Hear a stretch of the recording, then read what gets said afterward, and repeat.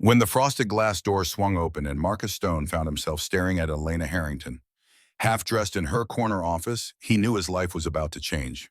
The tool bag slipped from his fingers and crashed against marble floor, shattering the profound silence that existed only in spaces where powerful people made decisions that changed lives without ever seeing the faces of those affected. The fluorescent light in Marcus's bathroom had been dying for 3 weeks, but he couldn't bring himself to fix it. Not because he didn't know how he'd rewired half the building where he worked, but because every time he looked at that burnt-out bulb, he saw another bill. He couldn't pay another promise to his daughter Ivy that he'd have to break. 3 hours earlier, the light had stuttered on at 4:47 in the morning, casting shadows across his face as he splashed cold water against his skin and stared at the stranger in the mirror. 24 years old, and he looked 40. The lines around his eyes told stories he wished he could forget, and the calluses on his hands were a roadmap of every job he'd worked to keep a roof over their heads. Behind him, through the thin walls of their cramped Seattle apartment in Capitol Hill, he could hear Ivy breathing softly in her sleep, that gentle rhythm that was the only music that mattered anymore. He'd been 18 when everything fell apart. One positive pregnancy test, one screaming match, one door slamming as Jessica walked out of his life before Ivy even took her first breath. The memory still cut like fresh glass even after 6 years. She'd been 7 months pregnant, standing in the doorway of the apartment. They couldn't afford her face set in that expression he'd learned meant her mind was already made up. Her voice had been cold and final. "I'm not ready to be a mother. You figure it out." And he had. Somehow, impossibly, he had. 6 years of night classes at trade school while working construction during the day, abandoned dreams of engineering school packed away in boxes he couldn't afford to store. Every ambition, every possibility, every version of himself that might have been all of it, sacrificed at the altar of diapers and daycare formula and rent keeping one small human alive and safe in a world that didn't care if you were drowning. The electrician's certification had taken 2 years working with hands that shook from exhaustion, studying wiring diagrams, while Ivy slept in her secondhand crib. At 20, he'd finally gotten his license. At 21, Harrington Technologies had hired him for basement maintenance, unclogging drains, replacing light bulbs, invisible work for invisible wages. 3 years of proving himself, moving from the sub-basement to general maintenance, then finally to electrical specialist. It still wasn't enough. Marcus pulled on his work shirt, navy blue with Harrington Technologies maintenance embroidered over the pocket, and grabbed his tool belt from the hook by the door. In Ivy's room, he knelt beside her narrow bed and brushed a strand of dark hair from her forehead. She stirred but didn't wake her small hand curling around the stuffed rabbit he'd found at a thrift store for her 5th birthday. Tomorrow she'd ask again why she didn't have new shoes like the other kids at school, and his heart would break a little more, knowing he'd failed her in yet another small way that would add up over time into something he couldn't fix with a multimeter and a wire stripper. The letter from her teacher was hidden in his work bag, words he'd read 3 times already burning themselves into his memory. Ivy has been experiencing bullying from classmates regarding her worn clothing and shoes.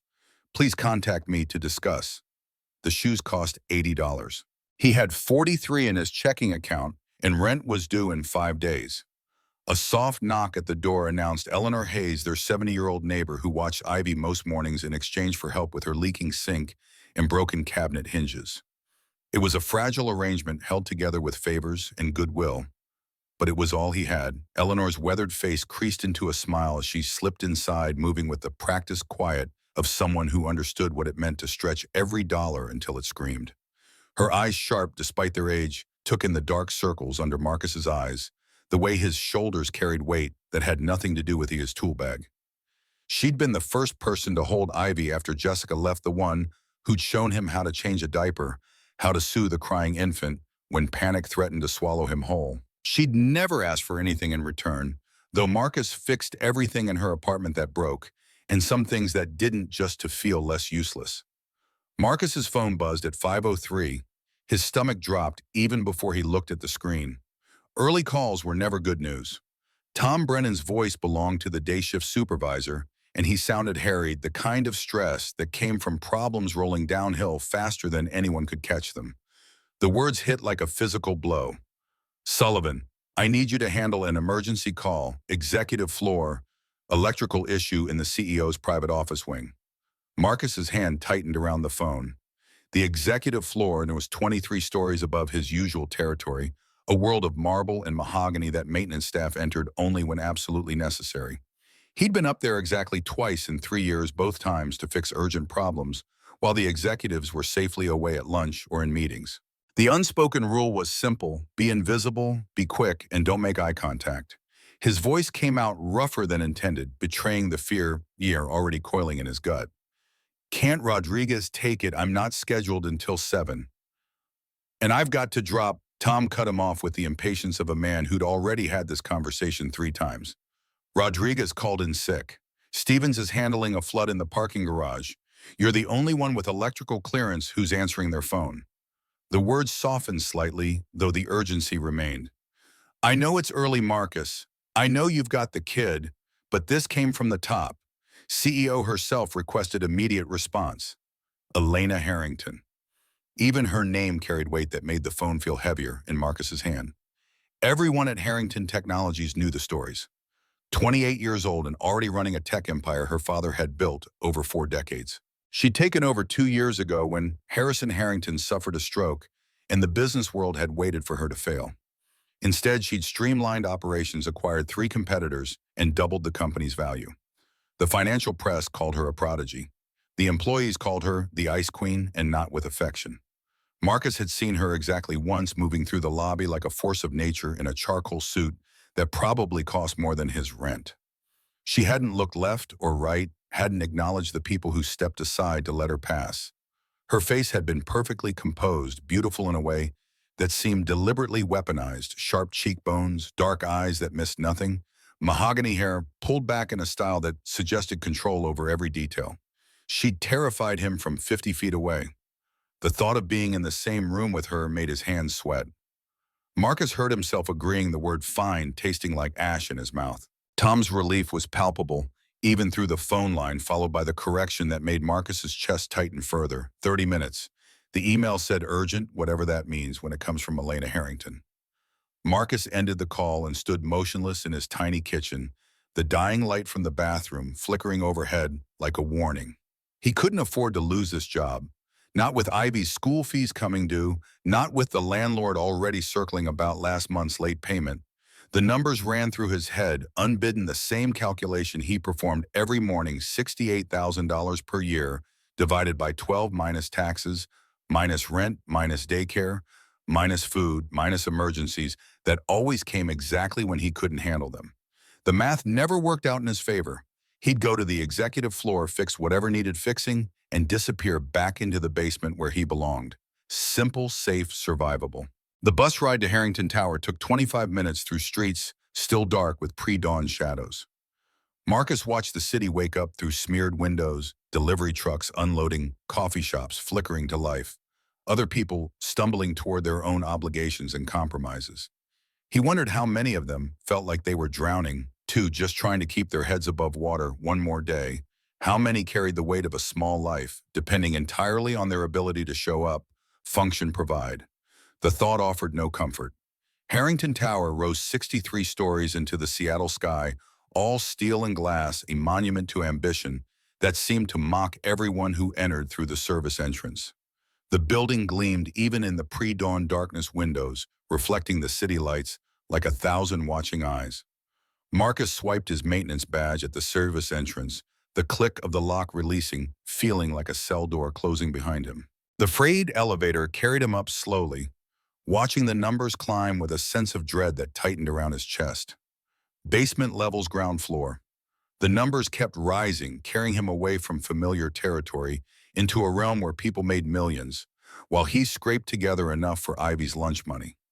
The executive floor was quiet at 5:38, that kind of profound silence that only existed in spaces designed to intimidate. Marcus's footsteps echoed on marble floors, so polished he could see his reflection, a ghost in work boots carrying a tool bag that seemed suddenly shabby against the backdrop of luxury. Abstract art lined the walls, pieces that probably cost more than he'd earn in 5 years. Conference rooms made entirely of glass stood empty, their tables gleaming under recessed lighting that cost more per fixture than his monthly salary. Everything whispered the same message: you don't belong here. The CEO's wing occupied the corner of the building separated from the rest of the executive floor by a reception area that looked like something from an architecture magazine. The lights were indeed out, leaving the space dim, except for the gray wash of dawn creeping through floor-to-ceiling windows. Marcus found the electrical panel behind a mahogany door that blended seamlessly into the wall labeled in small, brass letters, "Authorized personnel only." He was authorized technically, though he'd never felt less like he belonged anywhere. His hands moved automatically through the familiar routine opening, the panel checking the circuits with his multimeter. The problem revealed itself immediately, a tripped breaker, probably from a power surge during the night. Simple fix, 5 minutes of work. He reset the breaker and heard the satisfying hum of electricity flowing through the system. Lights flickered on throughout the wing, and he allowed himself a moment of relief. Then he heard a voice from somewhere deeper in the office, sweet but sharp with frustration. Finally, what took so long? Marcus's stomach clenched. He'd assumed the floor would be empty this early, that he'd have the place to himself. The realization that Elena Harrington was already here, already working, while the rest of the city slept, made him want to disappear into the walls. His response came out carefully professional, loud enough to carry but not so loud as to seem aggressive. "Just needed to reset the breaker, ma'am. Everything should be working now. I'll just test the switches to make sure." Her voice came back clipped and impatient. "Do it quickly. I have a press conference in 2 hours and I need to change." Marcus moved through the reception area, testing light switches as he went. Each one responded perfectly, flooding the space with warm light that made the artwork glow in the marble gleam. He was thorough but fast, wanting nothing more than to finish and escape back to the maintenance levels where executives existed only as distant voices on intercom systems. The executive suite had three main areas: the reception space, a large conference room, and what had to be Elena's private office. Two of the three doors were open. The third, made of frosted glass that turned everything behind it into soft shadows, was closed. Marcus tested the switches outside the conference room, then moved toward the office. There was one more switch by the frosted door, a master control that probably operated the office lights. He flipped it, heard the click of response, and his hand was already on the door handle, pushing before his brain registered what he was doing. It was instinct, a maintenance worker's reflex after 3 years of checking, testing, verifying. His hand pushed the frosted glass inward. The door swung open. Elena Harrington stood in the center of her office, frozen in the act of pulling a fresh blouse from a garment bag. She wore a black skirt and nothing else above the waist except a bra so delicate it seemed barely there. Her mahogany hair was down, falling in waves across bare shoulders, and her dark eyes went wide with shock that matched the horror flooding through Marcus's veins. For one endless second, neither of them moved. The world compressed into that single moment, her skin pale against the dark fabric, the curve of her collarbone, the vulnerability of exposure, in someone who'd built an empire on never showing weakness. Time stretched and warped Marcus's mind, cataloging details he'd spend the rest of his life trying to forget: the way morning light slanted across her face, the visible pulse at her throat, the exact shade of her eyes as they widened in recognition of the violation, however unintentional.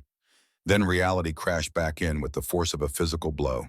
The tool bag hit the floor with a sound like a gunshot, tools scattering across pristine marble. Marcus's mouth moved before his brain caught up, words tumbling out in a desperate rush that came from somewhere primal, somewhere that understood his entire life hung in the balance of the next 60 seconds. His voice cracked with panic. "I'm sorry, I'm so sorry. I was just testing the lights. I didn't know, I didn't mean to." Her voice cut through his babbling like ice over steel, quiet but absolutely lethal. "Get out." The command froze him mid-apology, every muscle locking into place. Marcus backed away so fast he nearly tripped over his own feet, his face burning with humiliation, his heart hammering against his ribs like it was trying to escape his chest. The door handle caught his tool bag, and he stumbled, catching himself against the door frame. His hands were shaking so badly he could barely control them as he scrambled to pick up scattered tools, shoving them back into the bag with clumsy, panicked movements. The words kept spilling out, each one another nail in his coffin. "The door. I thought it was empty. I was just checking the switches.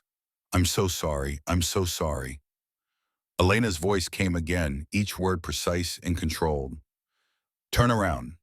The command stopped him mid-retreat, and Marcus spun so fast he felt dizzy, facing the frosted glass. and the blurred shapes of the reception area beyond. Behind him, he heard the whisper of fabric, the sharp zip of the garment bag. Every muscle in his body was locked rigid, waiting for the explosion, the rage, the inevitable consequences of the worst mistake of his professional life. He'd walked in on Elena Harrington, half-dressed, the CEO, the woman who could end his career with a single phone call, the woman who held his entire fragile existence in her perfectly manicured hands. The image was burned into his retinas, no matter how tightly he squeezed his eyes shut. This was it. This was the moment his life split into before and after the fulcrum on which everything balanced and fell. Marcus's voice came out strangled, desperate. "I swear I didn't see anything. I swear I was just doing my job, testing the circuits. I didn't know you were in here. Please, I have a daughter. I need this job. The single word cut through his panic like a knife. "Be quiet." Marcus's jaw snapped shut with an audible click. He could hear his own breathing, ragged and panicked, and beneath it the soft sounds of Elena dressing. Seconds stretched into eternities. His entire body felt like a live wire crackling with fear and shame. The silence pressed down on him heavy, as water drowning him in possibilities each worse than the last. Fired definitely. Blacklisted probably. How would he explain to Ivy why they were being evicted, why Daddy couldn't find work anymore, why everything good had to end? When Elena finally spoke again, her voice was controlled, but carried something underneath that he couldn't quite identify. Not anger exactly, but something more complex, layered with calculations he couldn't begin to parse. The question came measured and careful. "What's your name?" Marcus answered, a prisoner reciting his crimes. "Marcus Stone, ma'am. Maintenance staff, electrical clearance. I've worked here 3 years. I've never had a complaint. I swear this was an accident. I thought the office was empty. She interrupted with clinical precision. "I heard you the first time." The pause that followed felt like falling. Marcus stood frozen, staring at the frosted glass, watching blurred shapes move behind it as Elena finished dressing. His reflection stared back at him, pale and terrified, a man watching his life crumble in real time. The air tasted like copper and fear. When she spoke again, the words carried the weight of judgment being passed. "You can turn around now." Marcus turned slowly, keeping his eyes fixed on the floor like a supplicant before royalty. Elena Harrington stood behind her desk, now fully dressed in a cream blouse and the same black skirt, her hair pulled back in the severe style he recognized from that glimpse in the lobby months ago. She looked every inch the CEO again, and all traces of vulnerability erased behind a mask of perfect control. But her dark eyes studied him with an intensity that made his skin prickle, cataloging him the way a scientist might study an interesting specimen, not with anger, but with something more unsettling. Assessment, evaluation. The weight of her gaze felt physical, pressing against him like atmospheric pressure. The command came soft but absolute. "Look at me." It was the hardest thing Marcus had ever done. Meeting Elena Harrington's gaze felt like staring into a searchlight, every flaw and weakness exposed under that merciless scrutiny.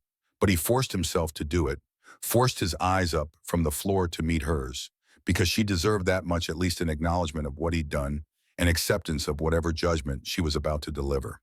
Her face was unreadable, a mask of perfect control that gave away nothing. But something flickered in her eyes as she looked at him, something that wasn't the fury he'd expected. Curiosity, maybe, or calculation. The silence stretched between them like a taut wire. Her next words weren't what he expected. "You really didn't know I was here." It wasn't a question, but Marcus answered anyway, his voice rough and small. "No, ma'am, I swear. The work order just said electrical malfunction. I reset the breaker and I was testing all the switches. I thought the whole floor was empty this early." His hands were shaking again. He clenched them into fists at his sides, trying to still the tremor that betrayed just how close he was to complete collapse. The words kept coming tumbling out despite his best efforts to maintain some shred of dignity in the wreckage of this disaster. "I understand if you need to fire me. I understand I don't have any excuse. I just want you to know it was an accident. I would never." She cut him off with a raised hand. "Stop talking." Marcus stopped. Elena walked around her desk with measured steps, her heels clicking on the hardwood floor with the regularity of a metronome counting down to his execution. She stopped 3 feet away from him, close enough that he could smell her perfume, something subtle and expensive that made the air between them feel charged with electricity, dangerous and intoxicating in equal measure. The scent seemed to fill his lungs, making it hard to breathe, making everything feel surreal and distant. Her eyes searched his face like she was looking for something specific, some answer to a question he didn't know she was asking. The observation came clinical and detached. "You're terrified." Marcus managed a single word, "Yes." She pressed further still, watching him with that unsettling intensity. "Of me or of losing your job?" The truth fell out before he could stop it, raw and unfiltered. "Both. Mostly of losing my job. I have a daughter. She's 6. I'm all she has. I can't." His voice cracked and he forced himself to breathe, to push air past the constriction in his throat. The image of Ivy's face floated behind his eyes, her trust in him absolute and terrifying. What would he tell her? How could he explain that Daddy had destroyed their lives because he'd been careless, stupid, unforgivably unprofessional? The final admission came out barely above a whisper. "I can't afford to lose this." Elena's expression shifted, then something almost like recognition passing across her face there and gone so quickly he might have imagined it. She studied him for another long moment, and Marcus felt like he was being weighed on scales he couldn't see, measured against criteria he couldn't begin to understand. The silence pressed down heavy and expectant. Then her shoulders straightened infinitesimally, a decision made, and when she spoke, her voice carried a finality that sounded almost gentle. "The door was unlocked. I should have secured it. That's on me, not you." Marcus blinked, certain he had heard wrong. The words didn't make sense. She was taking responsibility for his mistake. The cognitive dissonance made his head spin, reality tilting sideways in a way that felt more dangerous than her anger would have been. He opened his mouth to protest, to insist this was his fault, but she continued before he could form words. Her gaze remained steady, assessing. "You were doing your job, testing the electrical system. I was careless." Then came the words that would change everything, delivered with the casual authority of someone who shaped reality through sheer force of will. "What you saw stays between us. Understood?" Marcus's response came automatic and emphatic. "Yes, ma'am, absolutely. I would never say anything to anyone, I swear." Something in her posture relaxed fractionally, though her expression remained carefully neutral. "Good." She turned away, moving back to her desk with that same controlled grace, picking up a tablet, as if the last 5 minutes had been nothing more than a minor interruption to her morning routine. Her attention shifted to whatever waited in her schedule, and Marcus stood rooted to the spot, unable to process what was happening. She wasn't firing him. She wasn't even yelling at him. He'd braced for disaster and instead found something he didn't have a name for, something that felt almost like mercy, but tasted more complicated. The dismissal came matter of fact. "Finish your testing and get out. Send your supervisor a report that everything's functioning normally." Marcus stood frozen, his brain struggling to catch up with the sudden pivot from catastrophe to reprieve. The words he'd been preparing, the apologies, explanations, desperate pleas, all evaporated in the face of this unexpected outcome. She'd seen his terror, heard his desperation about Ivy, and she'd chosen mercy over the punishment he deserved. But why? The question burned in his mind, even as relief flooded through his limbs, making them weak and unsteady. The word escaped before he could stop it. "Ma'am." Elena looked up from her tablet, when one eyebrow raised in caution. Marcus's throat worked, trying to force out the inadequacy of language to express what he needed to say. Finally, the simplest truth emerged. "I really am sorry." For just a second, her mask slipped. "So bishikamitat." What he saw underneath wasn't anger or ice or any of the things he'd expected. It was exhaustion, the kind of bone-deep weariness that recognized itself in another person. Her eyes held his, and in that moment, he saw something he'd never expected to see in Elena Harrington. Humanity, vulnerability, the weight of burden she carried alone. The moment stretched between them, fragile and profound. Her voice came quieter than before, almost gentle. "I know you are." Then the professional mask slid back into place, seamless and complete. "Now go." Marcus grabbed his tool bag and fled, his legs unsteady as he escaped from the office. He tested the remaining switches with shaking hands, documented everything on his phone with fingers that could barely hold the device steady. The elevator ride back down felt like descending from a great height, his ears popping from pressure changes that had nothing to do with altitude. He made it to the maintenance break room before his knees gave out, sinking onto a metal folding chair and dropping his head into his hands. The adrenaline crash hit him like a physical wave, leaving him trembling and cold despite the warmth of the room. She'd let him go. She'd seen his terror, heard his desperation about Ivy, and she'd chosen not to destroy him. The why of it haunted him through the rest of his shift, through the mechanical routine of fixing broken things, while his mind spun in circles trying to understand what had just happened. 2 days passed in a haze of hypervigilance. Marcus reported for his shifts, kept his head down, and tried to convince himself the incident was behind him. The executive floor might as well have been on another planet. He fixed a leaking pipe in the fourth-floor bathroom, replaced fluorescent tubes in the second-floor conference room, unclogged a drain in the cafeteria. Invisible work for invisible people, the way it had always been. But something had shifted inside him, some fundamental understanding of his place in the world that he couldn't quite articulate. Elena Harrington had looked at him, really looked at him, and chosen not to crush him when she easily could have. That meant something, even if he couldn't figure out what. Thursday afternoon, his phone buzzed with a message from HR that made his stomach drop through the floor. Marcus Stone, please report to Human Resources immediately. Fourth floor, suite 400. This was it. They decided to fire him after all, probably wanted to do it officially with paperwork and witnesses. He should have known the reprieve was temporary, that someone like Elena Harrington wouldn't let something like this slide. The walk to HR felt like a death march, each step heavier than the last. Other employees passed him in the hallways, their faces cheerful, or stressed, or neutral, oblivious to the execution about to take place. Marcus's hands were sweating by the time he reached the fourth floor. The HR suite was all neutral colors and uncomfortable furniture designed to make difficult conversations slightly less awful. The receptionist barely looked up when Marcus gave his name, just gestured toward a conference room, where a woman in a gray pantsuit waited with a folder. Patricia Kemp, HR director, had the kind face of someone who'd delivered bad news so many times she'd learned to soften the blow. She gestured to a chair across from her, her expression professionally sympathetic in a way that made Marcus's chest tighten. This was really happening. After everything he'd survived, all the years of grinding himself down to nothing, to keep Ivy safe, it was ending because of one stupid mistake, one moment of carelessness that he'd replay in his mind for the rest of his life. His voice came out defensive, already trying to explain. If this is about Monday morning, I can explain. Patricia cut him off, her tone surprisingly gentle. This isn't disciplinary, Mr. Stone. She opened the folder and slid a document across the table, and Marcus stared at it, trying to force his brain to process what he was seeing. The words swam in front of his eyes, refusing to coalesce into meaning. Position transfer, executive floor, salary increase. The numbers didn't make sense. 68,000 to 127,000. Nearly double his current salary.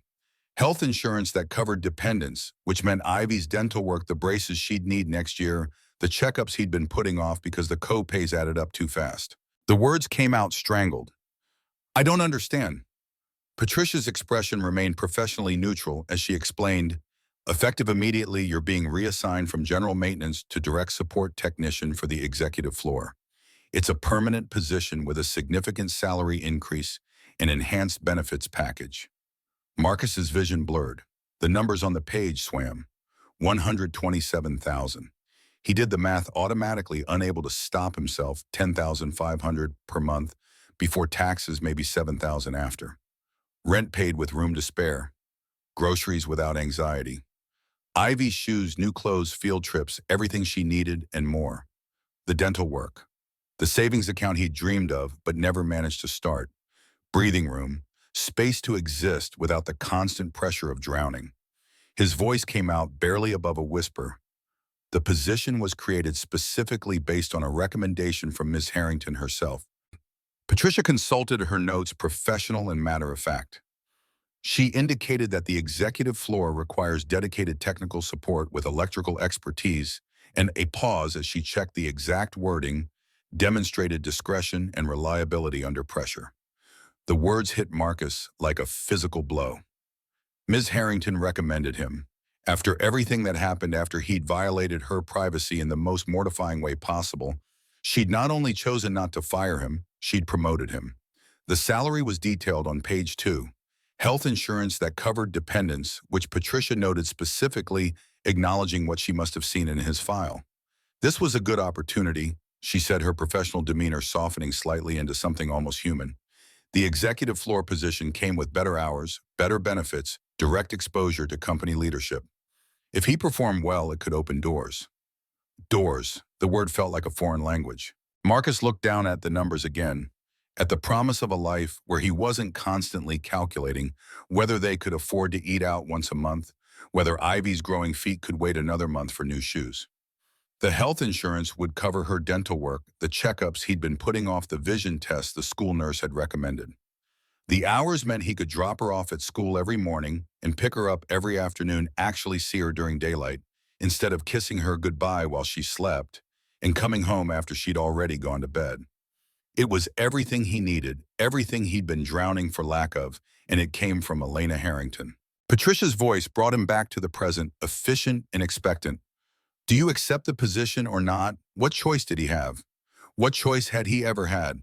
Marcus heard himself accepting the word yes, coming from somewhere far away from the part of him that had learned to survive by taking what was offered and never questioning good fortune too closely.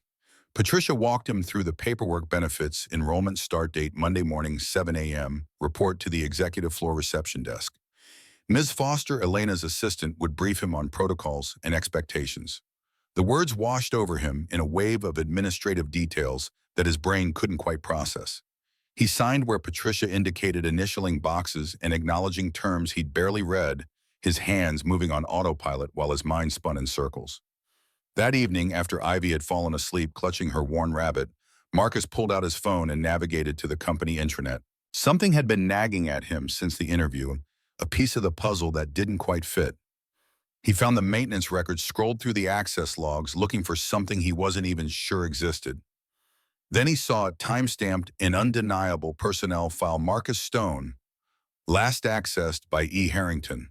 Date 4 weeks ago, a full month before the incident with the frosted door.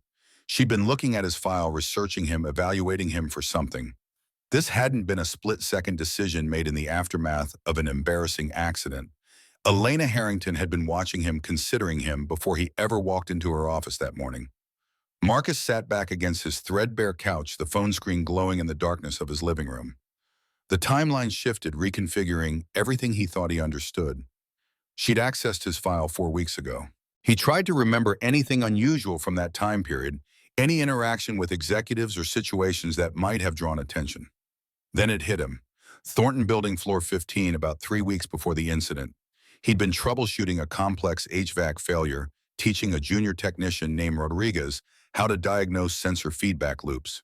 It had taken 3 hours, and he'd explained every step, drawn diagrams to make sure the kid understood not just what to do, but why. They'd been deep in the mechanical room, Marcus on his knees tracing wiring, while Rodriguez took notes when he'd looked up and seen a figure in the hallway. Just a shadow, really someone watching through the half-open door. He'd assumed it was building management doing rounds and hadn't given it another thought. But what if it had been her?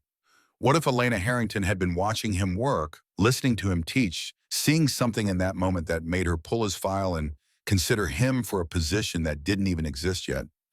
And then the incident happened, and instead of being the disaster that ended his career, it became a test of discretion under pressure, of character revealed in crisis. She'd seen him panic, heard his desperate mention of Ivy, watched him grovel and plead. And somehow, impossibly, that had been the final piece she needed to see. Marcus pulled up the acceptance email from Patricia and read through the job description again. Direct support technician for the executive floor, responsible for all electrical, HVAC, and general facility systems. Primary location, 23rd floor. Report directly to Tom Brennan, but with priority response to executive wing requests. The words took on new meaning, now revealing the shape of what Elena Harrington had created specifically for him. She needed someone with technical expertise, yes, but also someone who could be trusted with proximity to power. Someone who understood instinctively how to be invisible when necessary and present when needed. Someone who would keep his mouth shut about things he saw, things he heard, the daily machinery of running an empire that required absolute discretion. 3 days. He had 3 days before he stepped into a world where Elena Harrington would be a constant presence instead of a distant, terrifying legend. 3 days to figure out how to be invisible to someone who'd already seen right through him, who'd looked at his desperation and his fear, and chosen to help rather than destroy. The question that kept him awake that night, staring at the ceiling of his cramped apartment, while Ivy breathed softly in the next room, was simple and impossible. Why Monday morning arrived with the weight of inevitability. Marcus stood outside Harrington Tower at 6:45, watching his reflection waver in the glass facade. The new badge felt heavy in his pocket, a small piece of plastic that somehow represented the distance between who he'd been last week and who he was supposed to become today. He dropped Ivy at before-school care early, endured her questions about why he looked so nervous, promised her they'd celebrate his new position with pizza Friday night. She'd hugged him extra tight before running to join her friends, and the warmth of that small body against his chest was the only thing keeping him from turning around and walking away. The executive floor at 7 in the morning was a different world than the silent space he'd encountered during the emergency call. Now it hummed with controlled energy assistants arranging schedules. Junior executives clutching coffee like lifelines, the soft ping of elevator arrivals delivering the day's first wave of ambition and anxiety. Marcus felt immediately out of place, a maintenance worker in navy blue, surrounded by tailored suits and clicking heels. The reception desk curved along one wall like a spaceship console, all blonde wood and embedded screens. The woman behind it looked up as he approached her, a smile professional, but not unkind. His voice came out rougher than intended. Marcus Stone, I'm supposed to report here for executive support services. Recognition flashed across her face. Yes, we've been expecting you. I'm Jennifer. You'll be working primarily with me for coordination, Miss Tuss. Harrington's executive assistant, Diana Foster, will brief you on protocols in a moment. She's just finishing with the morning briefing. Jennifer gestured toward the seating area that looked like it belonged in an art gallery, low-slung chairs and leather, so soft it probably cost more than his monthly rent. Marcus perched on the edge of a chair, his tool bag resting between his boots, feeling like an imposter in expensive clothing. Around him, the executive floor continued its choreographed dance, people moving with purpose, their conversations happening in low tones that suggested everything discussed was confidential and crucial. This was the machinery of power, and he was about to become a very small cog in something vast and incomprehensible. A voice cut through his anxieties, sharp and businesslike. Mr. Stone! Marcus stood quickly, nearly knocking over his tool bag. The woman who'd spoken was in her mid-40s, impeccably dressed in charcoal gray, with sharp eyes that assessed him in a single glance, and seemed to catalog every detail, every weakness, every way he might fail. This was Diana Foster, and she moved like someone who'd learned to navigate these hallways in her sleep, every step calculated and efficient. Her instruction came clipped and professional. Follow me, please. Diana led Marcus through corridors that made the reception area look modest, past offices where people spoke in hushed tones about quarterly projections and market shares, their words floating out through open doors like incantations in a language he barely understood.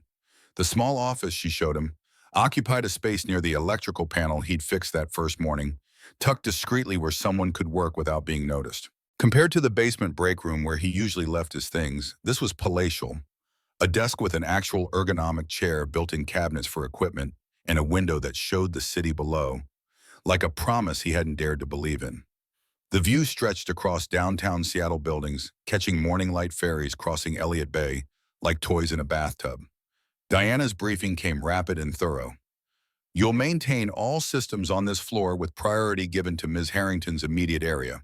Response time for her requests is 10 minutes maximum. All other issues should be resolved within the hour unless they require parts or outside contractors. She handed him a tablet that felt expensive and foreign in his calloused hands. This links to the building management system.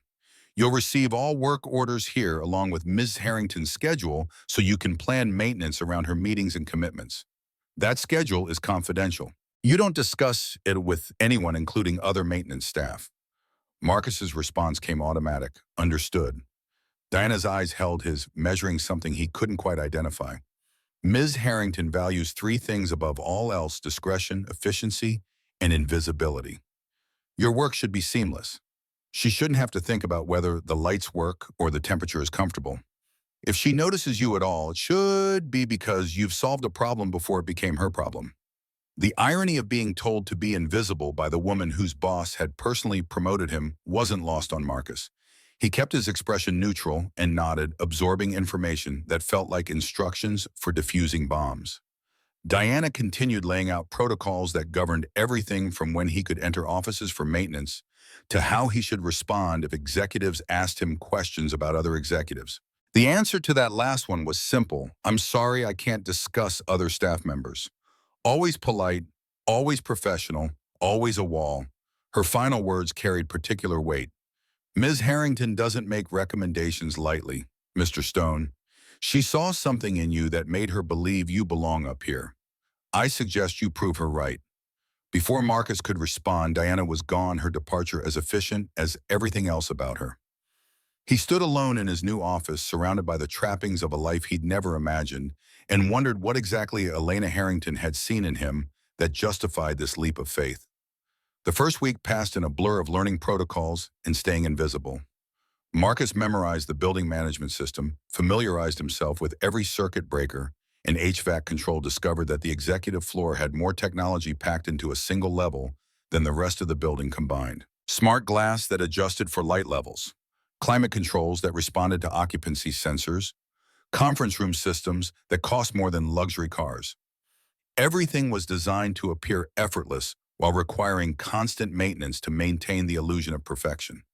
Through it all, he caught only glimpses of Elena, a flash of mahogany hair, as she strode past, her voice carrying through a conference room door with that crisp authority he remembered from their first encounter. Once he was replacing a malfunctioning light fixture in the hallway when she emerged from a meeting, and their eyes met for half a second before she looked away and continued walking. She gave no sign of recognition, no acknowledgement that he existed beyond his function as the person who kept her world running smoothly. It should have been a relief. Instead, it felt like standing in a room where all the air had been sucked out, leaving him gasping for something he couldn't name. Marcus told himself it was better this way. Professional clean a clear boundary between the man who fixed things and the woman who commanded empires. He was here to do a job, collect a paycheck that was transforming Ivy's life, and maintain the discretion Elena valued so highly. That moment in her office when he'd seen vulnerability crack through her armor was an aberration, a mistake they were both pretending had never happened. But late at night, lying awake in his apartment that suddenly felt less cramped thanks to the breathing room in his budget, Marcus couldn't stop thinking about the question that had haunted him since he signed the transfer papers. Not why she'd promoted him, he'd pieced that together from the timeline and the file access logs. She'd been watching him work, evaluating his competence, considering him for this position before the incident ever happened. The frosted door had been a test of character, and somehow he'd passed. What he couldn't figure out was the exhaustion he'd seen in her eyes when she'd said those four quiet words. I know you are, like she'd recognized something in his desperation that resonated with her own hidden truths, some kinship between a maintenance worker, drowning in single parenthood, and a CEO drowning in expectations she couldn't escape.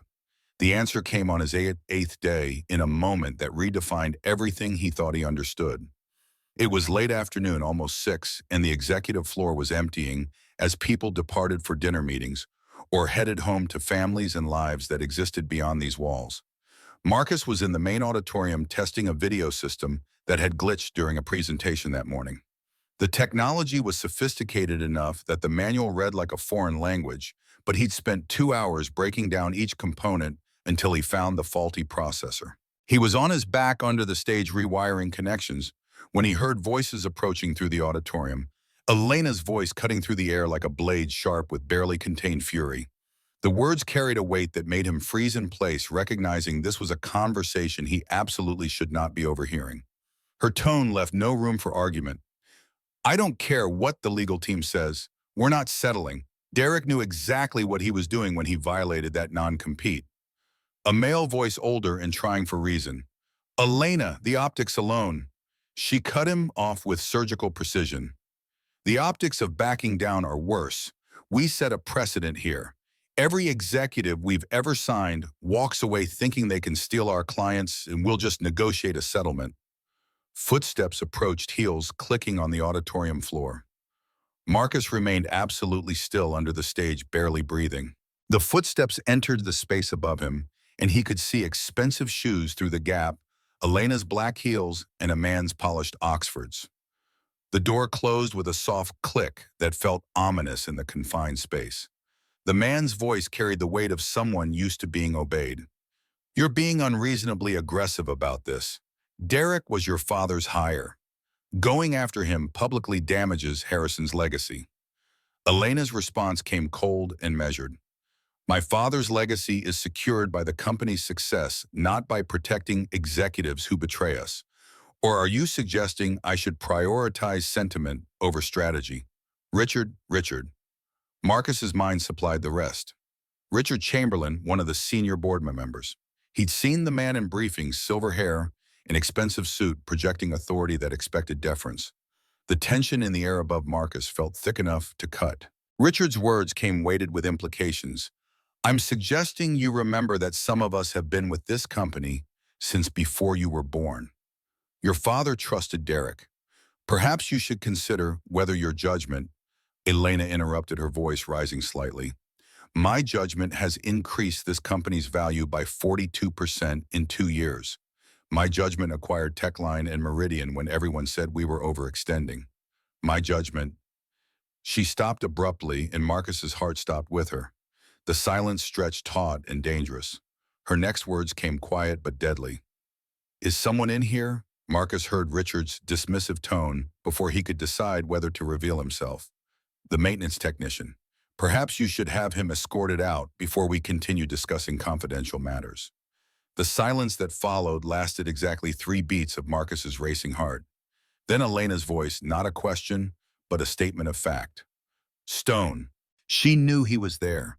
Marcus slid out from under the stage tool bag in hand, his face burning with embarrassment.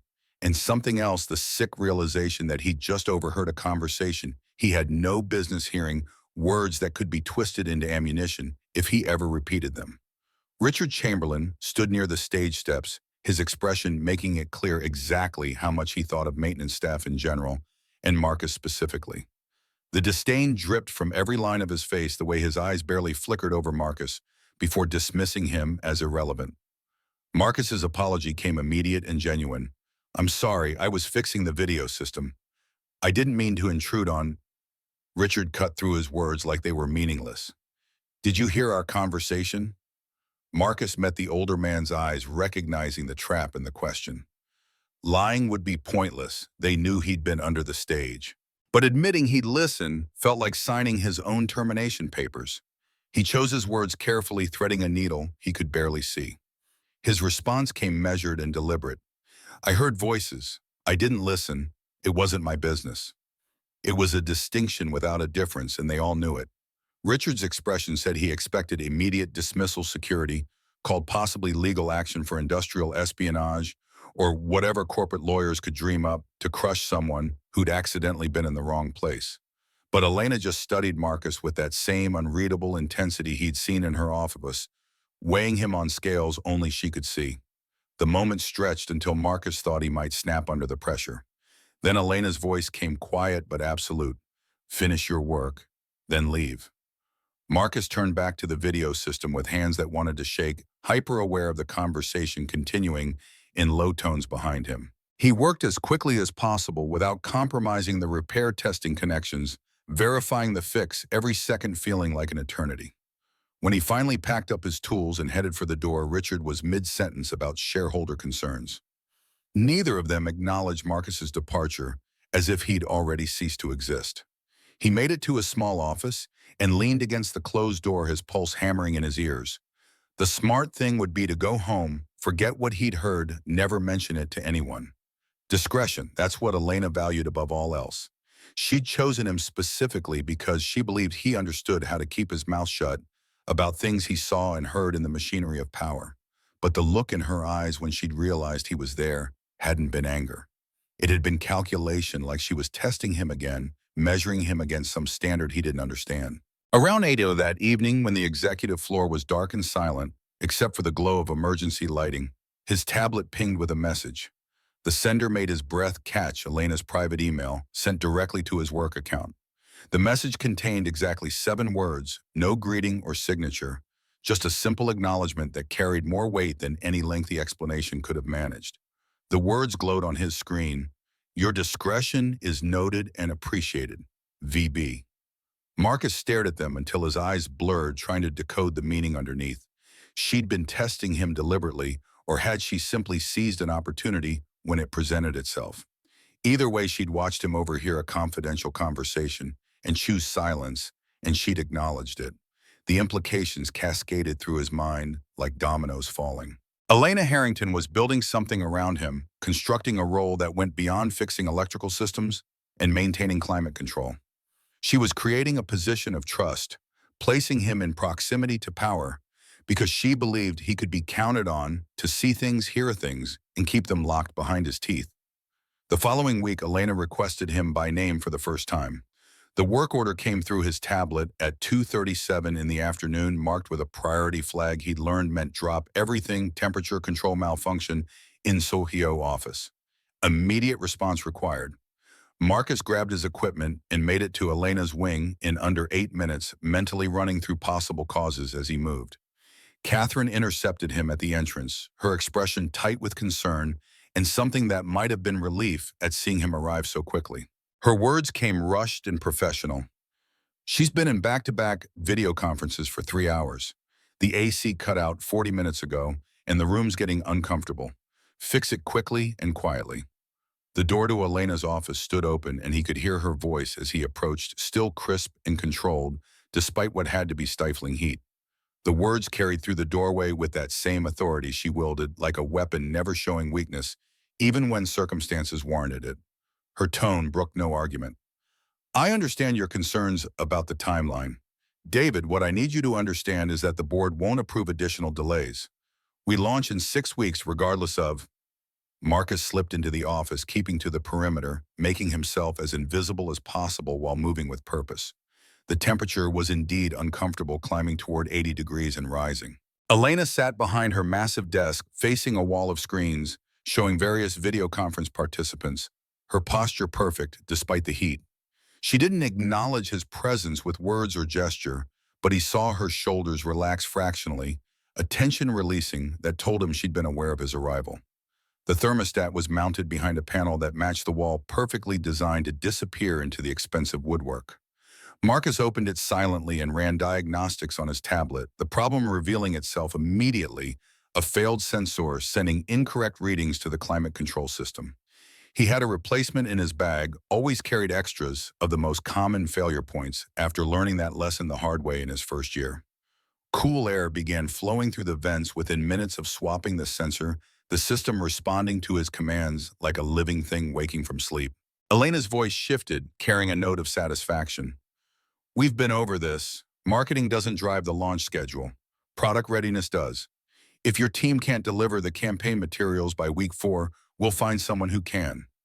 Marcus allowed himself a glance toward her and found her watching him in the reflection of her darkened screens, her eyes tracking his movements even as she verbally dismantled someone's excuses.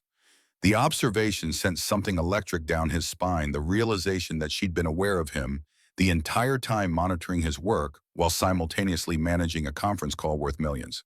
She saw everything missed, nothing operated on multiple levels simultaneously in a way that was both impressive and slightly terrifying. Her next words carried layers, much better. Now that we can all think clearly again, let's discuss realistic deliverables. The temperature reference wasn't about the conference call. She was talking to him, acknowledging the fix without breaking focus on the meeting, a subtle communication that only he would understand.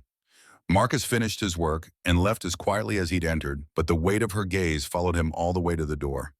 10 minutes later, another message appeared on his tablet, as brief and precise as the first efficient work. Thank you. 3 days after that, she asked for him again. A malfunctioning outlet in her private conference room, discovered 15 minutes before a meeting with potential investors. Marcus replaced the outlet in under 10 minutes, while Elena reviewed presentation materials at the table, her presence a constant weight in his peripheral vision. Then again, a flickering light above her desk that she said was disrupting her focus during late-night work sessions. A coffee maker in her private kitchen that refused to function. A loose door handle that caught on her sleeve. Small things easily fixed, but each request came directly from her bypassing the normal work order system. And each one felt like another layer of something being built between them. Not friendship, exactly. Not trust, but something more complicated that he didn't have words to describe. Marcus began to understand the real reason she'd promoted him. It wasn't just about discretion regarding what had happened in her office that morning. It was about reliability in a world where everyone wanted something from her, where every interaction carried the weight of calculation and agenda. Elena Harrington had built her entire life around control, and she needed someone in her immediate environment who could solve problems efficiently without requiring management or explanation. She needed someone who understood what she needed before she had to ask for it, someone who existed in her space without demanding attention or recognition. He started anticipating issues before they became problems, noticed when the temperature in her wing fluctuated and adjusted it before she felt the change identified a pattern in the lighting system that caused a brief flicker every third day and replaced the timer module preemptively. He kept spare parts for every system she used regularly stored in his office for immediate access, eliminating the delay of requisitioning supplies. And slowly, incrementally, the Ice Queen began to thaw in his presence. It started with simple acknowledgments, a nod when he arrived to fix something, a quiet thank you when he left. Then actual words beyond professional courtesy observations that revealed she noticed more than he'd realized. One morning he arrived at 7:15 to replace a smoke detector 30 minutes before her first scheduled meeting, thinking he'd have the space to himself. Elena's voice came from behind him, carrying genuine curiosity rather than criticism. The observation was simple but loaded. "You're here early." Marcus looked up from the smoke detector he was installing to find Elena standing in her office doorway, a tablet in one hand and coffee in the other. The sight of her in this in-between moment, not yet fully armored for the day, her expression softer than the mask she wore in meetings, made something in his chest constrict.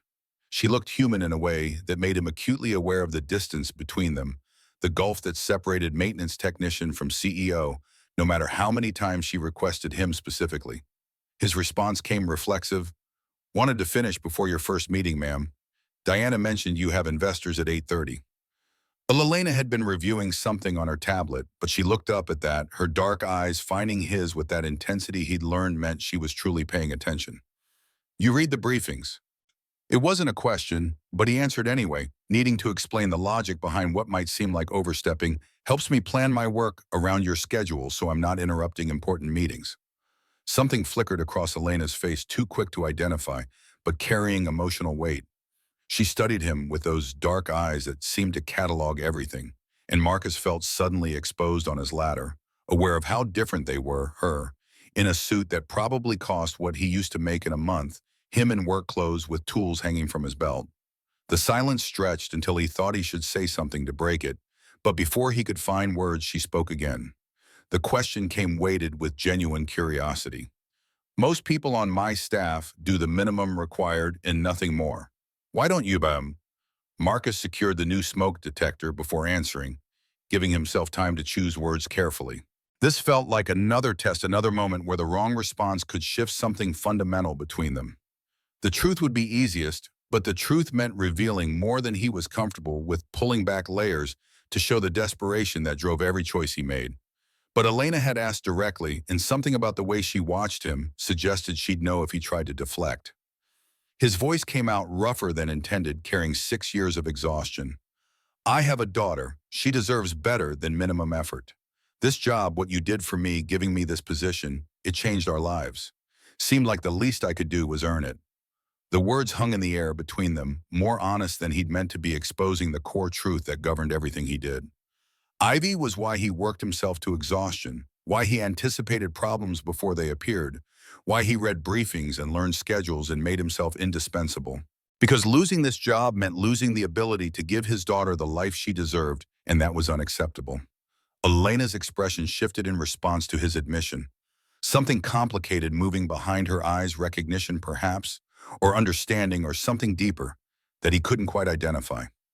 She set down her tablet with deliberate care, her full attention now focused on him in a way that made the air feel charged. Her next question came softer. "Just the two of you." Marcus climbed down from the ladder, needing solid ground for this conversation. Just us. Her mother left before she was born. It's been me and Ivy against the world ever since. The confession hung between them, more vulnerable than he'd intended. But Elena didn't look away, didn't retreat behind professional distance. Instead, she held his gaze and offered her own truth in return, a reciprocal vulnerability that felt like a gift and a burden in equal measure. Her voice carried quiet acknowledgement. That must be difficult. His response came simple and absolute. It's everything. Then because she'd opened the door and he'd already revealed so much, Marcus found himself reversing the question with a boldness that surprised him. The words came out before he could stop them, crossing boundaries he should have respected, but finding himself unable to maintain in the face of her humanity. He stumbled through it. What about you? Is there... He stopped, realizing too late he was crossing a line, but Elena didn't look offended. Instead, she smiled, a small, sad curve of her lips that transformed her face for just a second, revealing the woman behind the armor. The expression carried years of loneliness, of calculated distance, of choosing power over connection. So many times it became habit. Her answer came matter-of-fact, stripped of self-pity. No one. Building an empire doesn't leave much time for personal entanglements. And most people want something from me. Power connections, proximity to success. It becomes difficult to know what's real. The honesty in her voice startled him, this glimpse behind the carefully maintained facade. Marcus understood then that this was trust being offered, a rare moment where Elena Harrington let someone see past the Ice Queen to the person underneath. The recognition settled between them like a living thing, an understanding that neither of them had expected to find here in her office at 7:15 in the morning, while he stood on a ladder replacing a smoke detector. His voice came quiet. I can't imagine what that's like, not trusting people's intentions. Elena's eyes held his, and something passed between them that felt significant. Foundational. You trusted your daughter's mother. She left. Now you raise Ivy alone, working yourself to exhaustion to provide for her. I'd imagine trust is complicated for you too. She was right. The recognition landed like a physical blow. The realization that they weren't so different after all. Both of them betrayed both of them alone, both of them building walls to protect themselves from being hurt again. Marcus's throat felt tight, the weight of 6 years of loneliness pressing down on him with sudden force.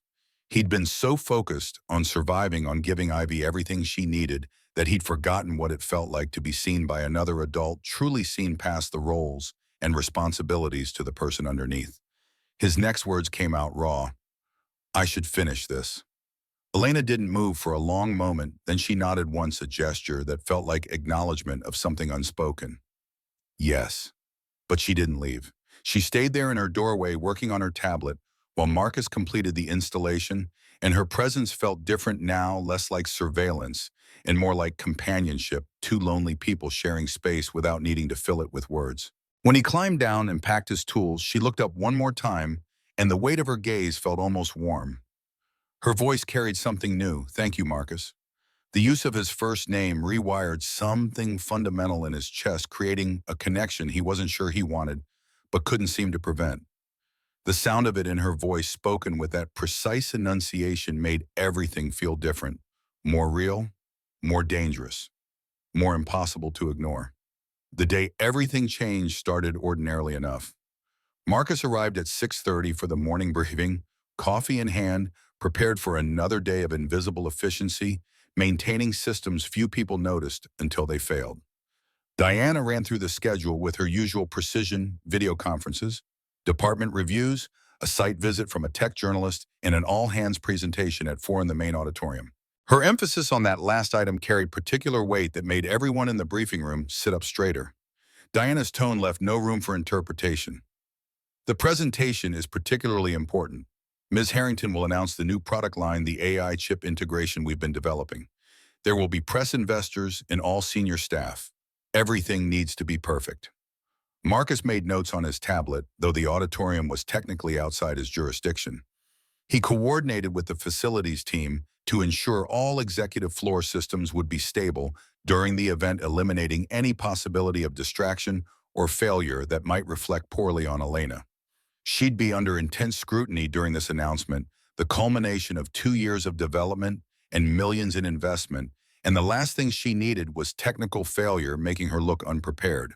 The morning proceeded smoothly. He handled routine maintenance, responded to a minor printer malfunction in the finance director's office, replaced a burned-out LED in one of the conference rooms.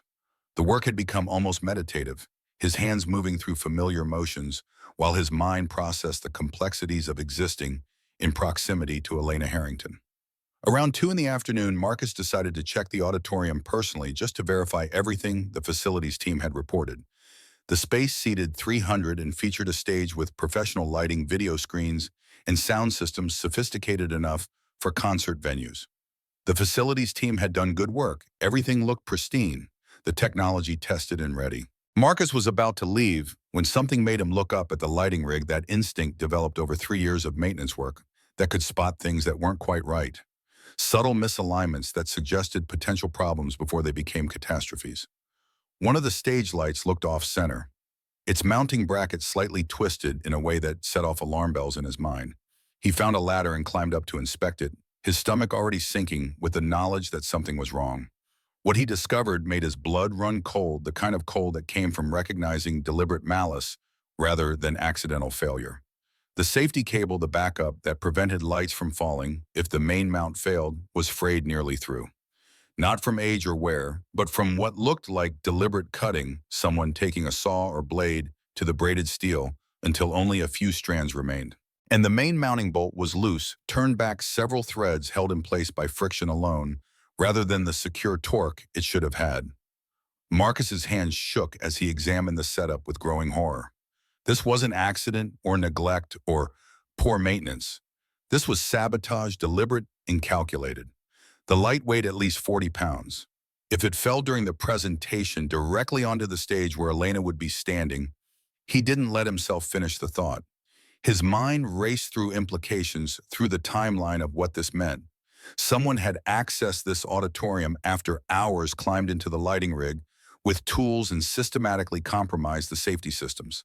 Someone wanted Elena Harrington dead, and they'd planned it with enough sophistication to make it look like a tragic accident. Working with hands that trembled, despite his best efforts to steady them, Marcus secured the mounting bolt properly, tested the weight distribution to ensure it would hold, and replaced the safety cable entirely with one from his emergency supply kit. Then he checked every other light in the rig, finding 2 more with loosened bolts, though their safety cables remained intact.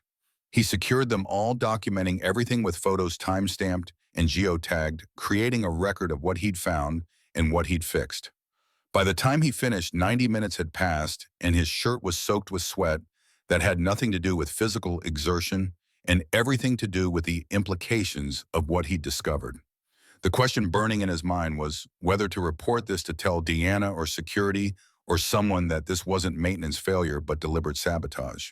If this was intentional and the evidence suggested nothing else, there were protocols for this investigation's potential danger to Elena that extended beyond a rigged light fixture.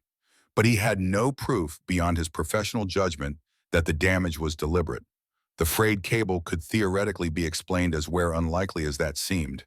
The loose bolts might be attributed to poor maintenance by someone else, though that didn't explain the pattern across multiple fixtures.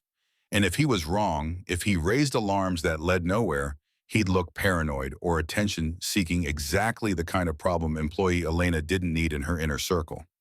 Worse, he'd put himself directly in her line of sight in a way that violated everything she valued about him, his ability to solve problems quietly without creating drama or requiring her attention. Marcus made his decision, knowing it might be the wrong one, but unable to see a better path forward. He'd document everything, secure the systems, and make a note to check them again before the presentation. Then he'd monitor during the event, staying close to the lighting controls, ready to cut power if anything looked wrong. If nothing happened, he'd saved Elena from a potential accident without creating unnecessary panic. If something did happen despite his precautions, he'd have evidence that he'd identified and attempted to address the problem. The logic felt sound, even as doubt gnawed at him, whispering that he should be doing more, saying more, protecting her more completely. At 3:30, Diana sent a message asking him to verify the video feeds in the auditorium one final time before the presentation began. Marcus went back down, checked the lights again, still secure, still properly mounted, and confirmed all systems were operational. People were already filling the seats. press photographers setting up cameras along the back wall, investors in expensive suits clustering near the front rows. The energy in the room built like a gathering storm, anticipation and excitement, and the particular tension that came before major announcements. Marcus positioned himself near the lighting controls at the back of the auditorium, his eyes locked on the stage, every nerve ending firing with hypervigilance. Elena arrived at 3:55, flanked by Diana and two senior executives Marcus didn't recognize. She wore a deep blue suit that commanded attention. Her hair pulled back severely, her expression calm and confident in a way that made his chest tighten with something he didn't want to examine too closely. She looked like she owned the world, like nothing could touch her, like she'd been born to stand on stages and announce innovations that would change industries. The contrast between that confident exterior and the vulnerability he'd seen in private moments made something ache in him, a protective instinct he had no right to feel but couldn't seem to suppress. Their eyes met across the distance of the auditorium, Elena's gaze finding his like she'd known exactly where he'd be standing. Something passed between them in that moment, acknowledgement perhaps, or recognition of the role he'd taken on without being asked, the invisible guardian watching from shadows.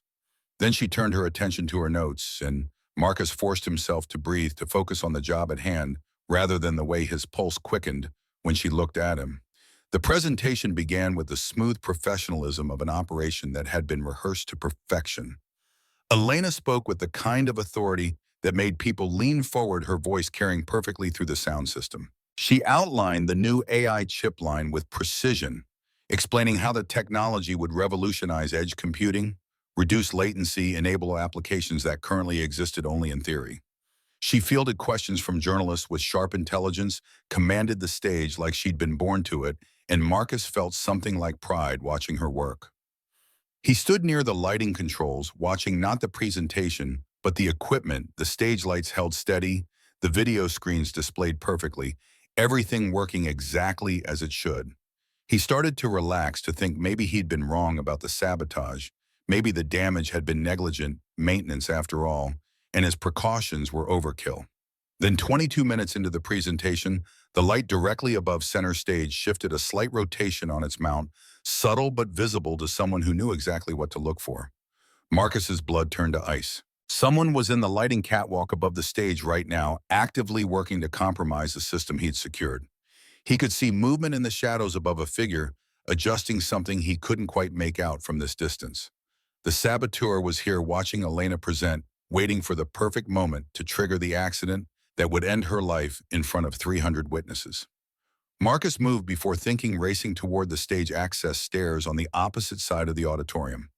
But the stairs were too far away, and Elena was directly under that light, still speaking with complete confidence, unaware of the danger gathering above her, like a sword suspended by fraying threads.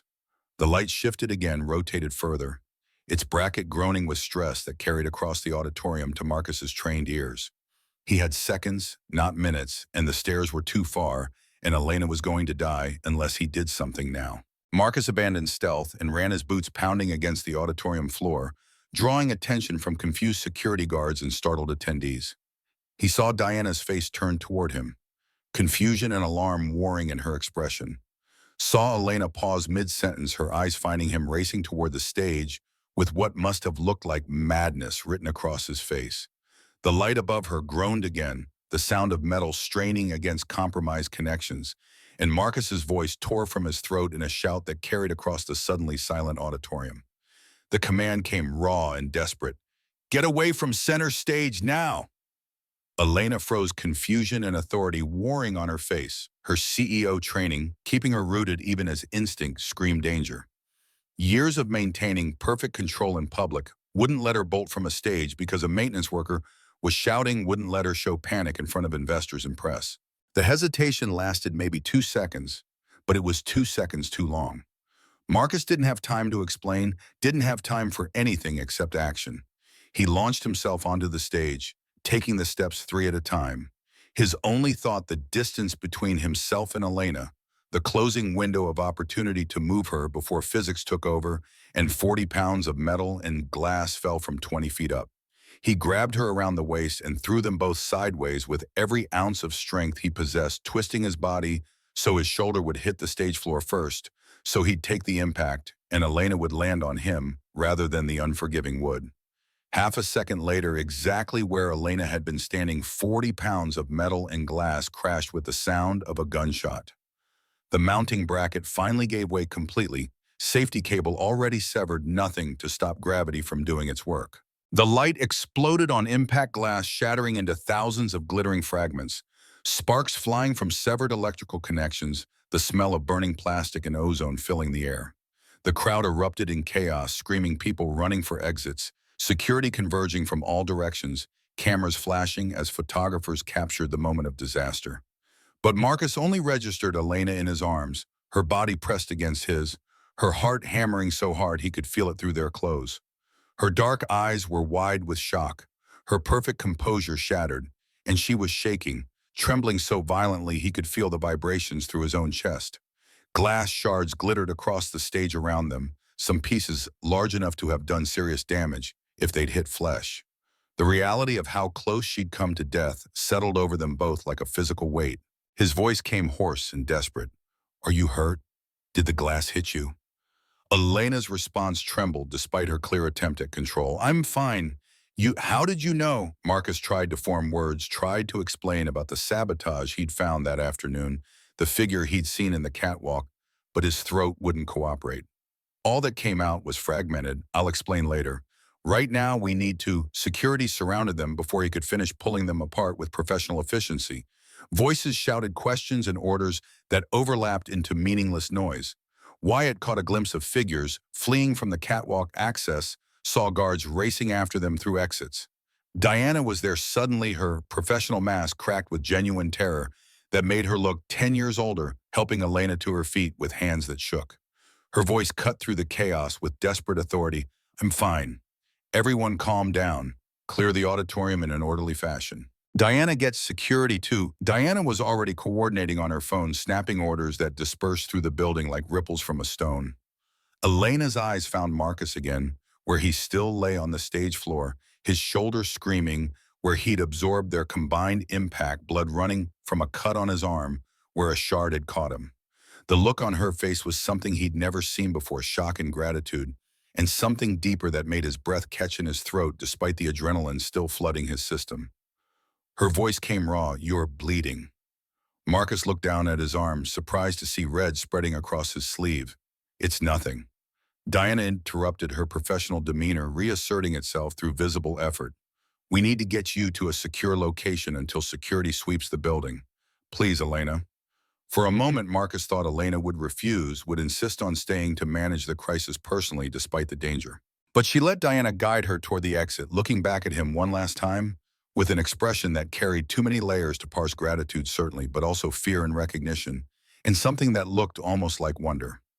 Then she was gone, and Marcus was surrounded by security personnel, asking questions. He barely heard his mind replaying those seconds on a loop, the weight of Elena in his arms, the terror in her eyes, the absolute certainty that if he'd been 1 second slower, she would have died.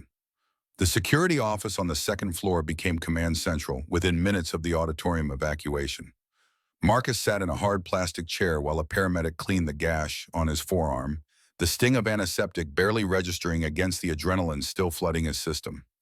Around him, guards spoke in clipped tones into radios, coordinating a building-wide lockdown while reviewing security footage on a wall of monitors. His body felt like it was vibrating at a frequency just below visible, every nerve ending firing with the aftershocks of what had almost happened. The paramedic's voice came distant. "You're lucky. Another inch and this would have needed stitches." Lucky wasn't the word Marcus would have chosen. He felt like his entire body was a live wire crackling with the memory of Elena's weight in his arms, the sound of glass exploding, the split-second calculation that had saved her life. James Webb pulled up a chair, his expression grave in a way that suggested he'd seen too many crimes to be shocked anymore. But this one had gotten through his defenses. The head of security moved with the economy of someone who'd learned that wasted motion meant wasted time, and right now time was the only currency that mattered. His voice carried professional calm over deep concern. "Walk me through what happened. Start with why you were checking the auditorium in the first place." Marcus explained about the morning briefing, his decision to personally verify the systems, finding the frayed safety cable and loose mounting bolts. He showed Webb the photos on his tablet, timestamped from hours before the presentation, the evidence laid out in clinical detail that couldn't be argued with. Webb's jaw tightened as he studied the images, his experienced eye recognizing immediately what Marcus had recognized. This was no accident, no negligent maintenance, but deliberate sabotage executed with enough sophistication to appear otherwise. Webb's next question came sharp. You fixed it, secured everything properly. So how did the light still fall? The answer made Marcus's stomach clench with the implications. Someone was up in the catwalk during the presentation. I saw movement, saw them working on something. They must have loosened it again or found another way to compromise the mount. Webb turned to the monitors, pulling up footage that showed a figure in dark coveralls accessing the catwalk 20 minutes into the presentation.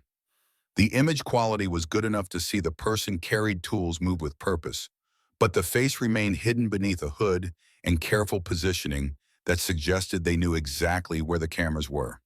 Whoever had done this understood the building's security systems, had planned their approach to minimize exposure, and had the technical knowledge to sabotage professional lighting rigs.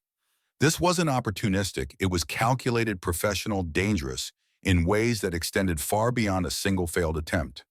Webb's voice hardened with each word. Did you see a face? Any identifying features? Marcus shook his head, frustration and fear warring in his chest. No, just a silhouette, dark clothes moving fast, and you didn't report the initial sabotage. The statement carried weight, but not quite accusation. Marcus met Webb's eyes, knowing this conversation could end very differently, depending on how he explained his reasoning, how he justified keeping silent about a threat to Elena's life. His words came careful but honest. I considered it, but I had no proof it was deliberate. Could have been negligent at maintenance. I documented everything, fixed the immediate danger, and planned to monitor it. I didn't expect someone to actively interfere during the event itself. Webb studied him for a long moment, then nodded slowly. Your quick thinking saved Ms. Harrington's life. That's clear. But this situation is now a criminal investigation, attempted murder, possibly corporate espionage. You'll need to make a formal statement. The word murder landed like a physical blow, making everything suddenly more real. Someone wanted Elena dead badly enough to plan this elaborate scheme, to climb into rigging during a public event, to risk everything on the chance that a falling light would look accidental. The implications spread through Marcus's mind like cracks in ice. This wasn't over. Whoever had done this would try again, and Elena was walking around with a target on her back that she might not even fully comprehend yet. His response came automatic, whatever you need. The door opened and Diana appeared, her usual composure restored, but strain visible around her eyes like fine cracks in porcelain. Mr. Stone, Miss Harrington wants to see you now. Webb nodded permission and Marcus followed Diana through corridors now patrolled by additional security, past employees gathered in worried clusters, speaking in hushed tones about what they'd witnessed. The executive floor felt different than it had this morning. The same physical space transformed by violence into something uncertain and dangerous. Diana led him not to Elena's office, but to a smaller conference room he'd never entered before, a private space where difficult conversations happened, away from witnesses and recording systems. Elena stood at the window with her back to the door, still in the blue suit, but with her hair down now, falling in waves across her shoulders in a way that made her look younger, more vulnerable than the armor of CEO perfection usually allowed. She didn't turn when they entered, and Diana hesitated at the threshold, as if unsure whether to follow protocol or instinct. Elena's voice came soft but absolute. Leave us. Diana's professional concern warred with trained obedience. Elena's security protocols suggest. The interruption came gentle but final. I'm safe with Marcus. The words carried layers Marcus didn't have time to unpack. Diana left, closing the door with a click that seemed too loud in the silence. Marcus stood just inside the room, unsure whether to speak or wait, his heart hammering against his ribs with an intensity that had nothing to do with fear and everything to do with the woman in front of him. Elena still hadn't turned, her shoulders rigid with tension that spoke of control barely maintained, and Marcus recognized the signs of someone holding themselves together through sheer force of will. Her next words came out raw. You tackled me. The observation carried disbelief and something deeper, as if she was still processing what had happened, still trying to reconcile the reality of being physically grabbed and thrown to safety by someone who shouldn't have dared to touch her. In front of 300 people, you grabbed me and threw us both to the ground. Marcus's throat felt tight. I'm sorry. I didn't have time to. She turned, then cutting him off, and the expression on her face stopped his words. Her eyes were red-rimmed, her carefully maintained mask completely gone, revealing something raw and undefended that made his chest constrict. This wasn't the Ice Queen, or the CEO, or any of the personas she wore like armor. This was Elena Harrington confronting her own mortality stripped of every defense, and the vulnerability in her face was almost painful to witness. Her voice shook despite clear effort at control. Don't apologize. Do you understand what you did? If you hadn't been there, if you hadn't seen that light shifting, I would be dead right now. The rawness in her voice hit Marcus like a physical blow, carrying the weight of realization that she'd come within seconds of dying in front of hundreds of people. He wanted to say something comforting, wanted to minimize the danger to make it less terrifying, but the truth stood between them, stark and undeniable. She had nearly died, and only his intervention had prevented it. His response came inadequate. I saw the sabotage this afternoon. The frayed cable, the loose bolts. I fixed it, but I should have reported it immediately. Should have insisted they cancel the presentation until Elena crossed the room in 3 strides, stopping close enough that he could see she was still trembling, her body betraying the shock her mind was trying to process. You did exactly what you should have done. You identified a threat, neutralized it, and stayed vigilant. When the danger evolved, you acted without hesitation. Her eyes searched his face with an intensity that made breathing difficult. That's not something to apologize for. She stopped seeming to struggle with words, and Marcus filled the silence with the only truth he could offer. The confession came from somewhere deeper than conscious thought. I'm just a maintenance tech. I fix broken things. I'm not. She interrupted with fierce certainty. You're the man who saved my life. Don't tell me what you are or aren't, Marcus Stone. I know exactly what you are. The way she said his full name rewired something fundamental in his chest, creating connections that felt dangerous and inevitable in equal measure. Marcus found himself taking a step closer, drawn by gravity he didn't understand but couldn't resist. The space between them felt charged with electricity that had nothing to do with the building systems and everything to do with the woman in front of him, stripped of pretense, offering trust he wasn't sure he deserved. His voice came rough. What happened up there on the stage that wasn't about maintaining your image or protecting the company? That was about you. Just you. And I would do it again without thinking twice. Elena's breath caught, and for a moment Marcus thought she might say something that would change everything between them. Words that would make this real and permanent and impossible to walk back from. But then her phone buzzed, shattering the moment, and she looked away with visible effort. The professional mask slid back into place, not completely, but enough to function enough to continue existing in a world that demanded she be something other than vulnerable. Her voice steadied with visible effort. Security found evidence in the catwalk. Tools cut cables. They're reviewing all footage from the building. Whoever did this will be caught. Marcus heard what she didn't say, the question of why someone would target her like this, who had the resources and motivation to plan something this elaborate. The silence that followed carried that unspoken weight, the knowledge that this attack suggested enemies powerful enough to threaten everything she'd built. He spoke the thought that had been forming since he first saw the frayed cable. Do you know why someone would want you dead badly enough to plan something like this? Elena's smile turned bitter, a flash of cynicism that didn't quite hide the fear underneath. I'm a young woman running a multi-billion-dollar company in an industry dominated by men who think they deserve what I have. I've made enemies, acquiring competitors, refusing partnerships, choosing merit over politics. The list of people who'd benefit from my death is longer than I'd like to admit. The casual way she said it, people who'd benefit from my death, made Marcus's hands curl into fists at his sides, protective instinct surging through him with startling intensity. That's not normal. That's not acceptable. Her gaze softened slightly. It's reality, and now I have to decide how to handle it.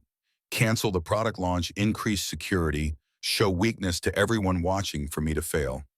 His response came immediate and certain. You show strength by staying alive. Everything else is secondary. Elena looked at him with something that might have been wonder, her expression suggesting she was seeing him differently, recalibrating her understanding of who he was and what he meant. You really believe that? The statement wasn't a question, but Marcus answered anyway.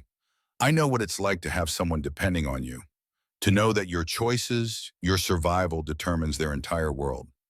He thought of Ivy probably finishing her homework right now at Eleanor's apartment, unaware of how close she'd come to losing him today, how close their lives had come to complete destruction. You have thousands of employees whose livelihoods depend on this company. You owe it to them to protect yourself. Elena's eyes held his, searching for something. Is that the only reason the employees? The question hung between them, heavy with implications Marcus wasn't ready to examine. Before he could formulate an answer that wouldn't change everything, the door opened and Webb appeared with two other security personnel, his expression grim in a way that suggested developments that wouldn't be welcome. His words came clipped. Ms. Harrington, we have a situation. We've identified the individual in the catwalk footage. Elena's spine straightened, authority flooding back into her posture. Show me. They moved to a larger conference room where security had set up a command center monitors displaying frozen footage of a man in dark maintenance coveralls accessing the catwalk. The image quality was good enough to see his face clearly mid-40s, sharp features, the kind of face that blended into corporate environments without raising questions. Marcus didn't recognize him, but something about the methodical way the figure moved through the security footage suggested professional training, someone who knew exactly what he was doing. Webb's announcement landed like a bomb. His name is Victor Kane. He's been with building maintenance for 8 months. Background check was clean, references verified. We just discovered his employment application used a false social security number. Elena's voice went cold. Someone planted him.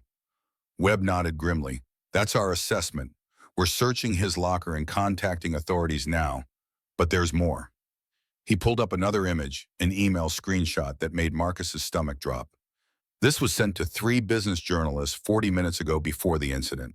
It claims you've been cooking the books, inflating revenue numbers to boost stock prices.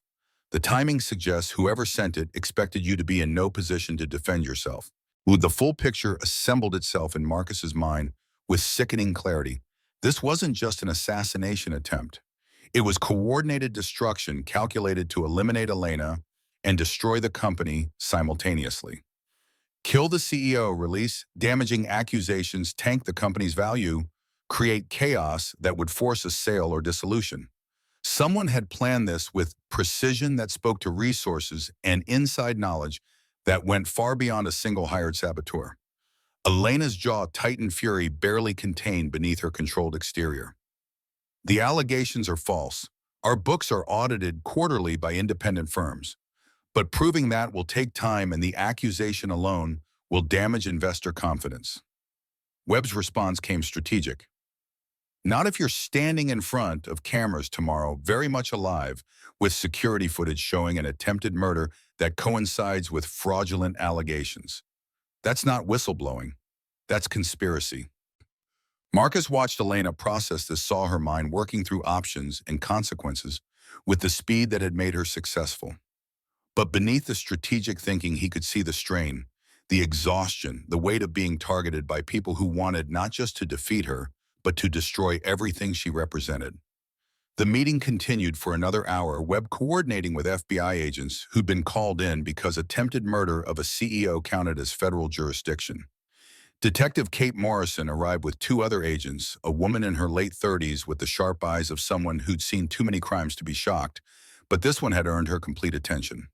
She interviewed Marcus separately, taking his statement about the sabotage he'd found and the figure he'd seen in the catwalk, building a case that would connect Victor Kane to the broader conspiracy.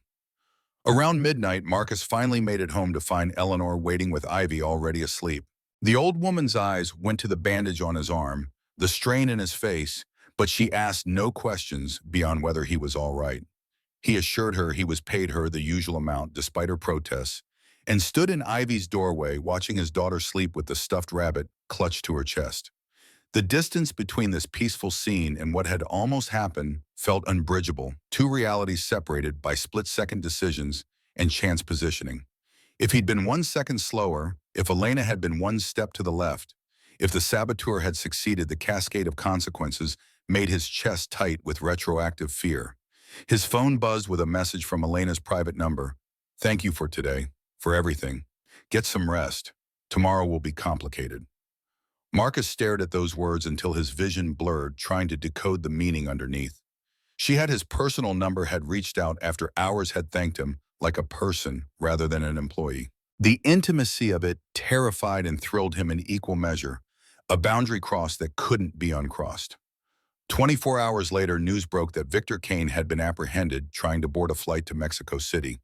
His apartment had yielded a burner phone with messages coordinating the attack, $50,000 in cash, and tools that matched the marks on the cut cables. He was in custody, not talking initially, but law enforcement was confident they could trace the money back to whoever had hired him. Marcus arrived at the executive floor to find it buzzing with controlled urgency, everyone moving with the heightened awareness that came after violence had touched their world.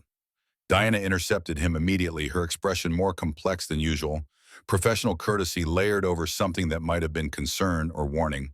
Ms. Harrington is in her office. She asked for you directly. The phrasing carried implications that made Marcus's pulse quicken. Diana's eyes searched his face like she was looking for something specific, some indication of what was happening between him and Elena that went beyond professional boundaries. Her next words came quieter, meant only for him. She spoke with careful precision. Whatever's happening between you two, be careful. She's under enormous pressure right now, and she makes decisions based on control and strategy. Don't mistake proximity for something it isn't. The warning was clear and probably wise advice from someone who'd watched Elena navigate the treacherous waters of power for years. Marcus nodded his understanding, but his mind was already focused on what waited behind Elena's closed door, the conversation they needed to have about what came next. He knocked and entered at her invitation, finding her behind her desk, looking like she hadn't slept, circles under her eyes that makeup couldn't quite hide. But her gaze, when it found him, was warm in a way that made Diana's warning feel insufficient. Elena's first question bypassed pleasantries. How's your arm? The concern in her voice felt genuine, stripping away the professional distance that usually governed their interactions. Fine, barely feel it. That was a lie, it hurt like hell, but he didn't want her worrying about injuries he'd sustained saving her life. Elena stood and moved around her desk, and Marcus noticed how exhausted she looked, the weight of the past 24 hours etched in the tension around her mouth, the way she held her shoulders too rigidly. Her admission came quiet. I didn't sleep. I spent the night reviewing everyone who might have orchestrated this business. Rivals disgruntled, former employees, board members who opposed my leadership. The list is extensive and depressing. Marcus's response came gentle. Webb will find the connection. The money trail always leads somewhere. Elena's expression shifted to something more vulnerable. That's not what worries me. What worries me is that I've built my entire life around not needing anyone. Control, independence, self-reliance. And yesterday I needed you. Absolutely, completely needed you to save my life. That's not a position I'm comfortable occupying. The honesty stunned him, this glimpse into the psychology that drove her relentless pursuit of control. Marcus chose his next words carefully, understanding that how he responded would shape what came next between them, whether they retreated behind professional boundaries or acknowledged what was building in the space they occupied. His voice came steady. Needing someone in a crisis doesn't make you weak. It makes you human. Elena's eyes held his, searching for something. I'm not sure I'm allowed to be human. Not in this position. Weakness is blood in the water. Every competitor, every skeptical board member, every journalist looking for a story, they're all waiting for me to prove I don't belong here. The words revealed the impossible standard she held herself to, the exhausting performance of perfection that left no room for vulnerability or need. Marcus understood then that Elena Harrington was drowning, just like he'd been drowning for 6 years, just in a different ocean with different weights pulling her under. His response came from hard-won experience. So prove them wrong. Show up today stronger than yesterday. Face the cameras, address the allegations, demonstrate that whoever tried to kill you failed spectacularly. That's not weakness. That's power. Something flickered across Elena's face, gratitude maybe, or recognition that he understood what she needed to hear. You make it sound simple. Marcus shook his head. I didn't say it was simple. I said it was necessary. He took a breath, knowing he was about to cross another line but unable to stop himself. You asked me yesterday what you are to me. You want the truth. Elena's breath caught, and Marcus saw fear flash across her face, not of physical danger, but of emotional exposure, of hearing something that would require acknowledgement and response. But she nodded, giving him permission to continue, and Marcus felt like he was stepping off a cliff with no idea what waited below. The words came raw and honest. You're the person who changed my daughter's life by giving me a chance I didn't deserve. You're the woman who works 18-hour days to protect thousands of employees she'll never meet. And you're someone who shouldn't have to face death threats and character assassination alone. The silence that followed felt alive, charged with everything they weren't saying. Elena's eyes searched his face like she was looking for proof. He meant it, that this wasn't performance or manipulation designed to extract something from her more. What she found must have satisfied her, because her expression softened into something that looked almost like hope. Her voice came barely above a whisper. I don't know how to do this. How to let someone be close without wondering what they want from me. Marcus's response was simple and absolute. I don't want anything except for you to be safe. That's it. That's all of it. Lena's eyes filled with tears she didn't let fall, and Marcus saw her throat work as she swallowed hard. That might be the most valuable thing anyone's ever offered me. Before either of them could say more, before the moment could evolve into something neither was ready for, Marcus's tablet buzzed with an urgent message from Webb. FBI had made a breakthrough in the case, were requesting immediate meeting with Elena. The spell broke, and they stepped back from whatever precipice they'd been standing on, returning to their roles as CEO and technician, as protected and protector as anything other than two people recognizing something profound in each other. 3 days later, FBI Detective Morrison called an emergency meeting in the large conference room. Elena sat at the head of the table with Marcus standing by the door in his role as part of her security detail, a position that had evolved organically from the attempt on her life. Morrison laid out the evidence methodically. Victor Kane had finally broken under interrogation, the combination of federal murder charges and the prospect of life in prison loosening his tongue. What he revealed sent shockwaves through the room. Morrison's words came clinical, but devastating. Kane was hired through an encrypted messaging service. Payment came through 3 layers Bitcoin to an offshore account in the Caymans, then liquidated stock options. Those options belonged to Nathan Cross, your CTO. The name landed like a grenade. Elena went pale, her composure cracking for just a moment before she reassembled it through visible effort. Marcus had heard the name in passing. Nathan Cross, 42 company veteran of 10 years, genius programmer, responsible for much of the AI chip technology they'd just announced. The man had seemed loyal, dedicated above suspicion. But Morrison's evidence was damning: phone records, financial transactions, messages that laid out the entire conspiracy with brutal clarity. Morrison continued, Mr. Cross has significant gambling debts, $180,000 accumulated at various casinos. 8 months ago, he was approached by representatives claiming to work for Tech Venture Asia, offered a deal. Eliminate you. Nathan becomes interim CEO, immediately agrees to sell company to Tech Venture. Nathan keeps his position in the merged entity, debt cleared, $2 million bonus. Elena's voice came hollow. Nathan came to my father's funeral, told me he believed in my vision for the company, has sat in meetings with me there almost daily for 2 years. And all that time he was planning to kill me. Morrison's expression softened fractionally. We've been watching him since we identified the connection an hour ago. He's in his office right now acting like everything is normal. We need your authorization to arrest him. Marcus waited for Elena to give the order, but instead she shook her head, and he recognized the strategic mind at work even through shock. Not yet, Morrison frowned. Ms. Harrington, he hired a hitman to murder you. Elena's response came sharp with calculation. He doesn't suspect we've connected him. If we arrest now, we lose the chance to find who hired Nathan. I want everyone involved, not just the trigger man. Webb objected from his position near the monitors. Too dangerous. Nathan knows we're investigating. If he suspects we're closing in, Elena cut him off. He doesn't know we cracked the encryption. Feed him false information. Investigation stalled. Trail went cold at the offshore account. Make him think he's safe. He'll contact his handlers. Then we get them all. Morrison studied Elena with new respect. That's risky. Every day Nathan walks free is another day he could run or try again. Elena's voice carried steel. Not if he thinks he's still hidden. Monitor him 24/7. Track every communication, every movement. 48 hours.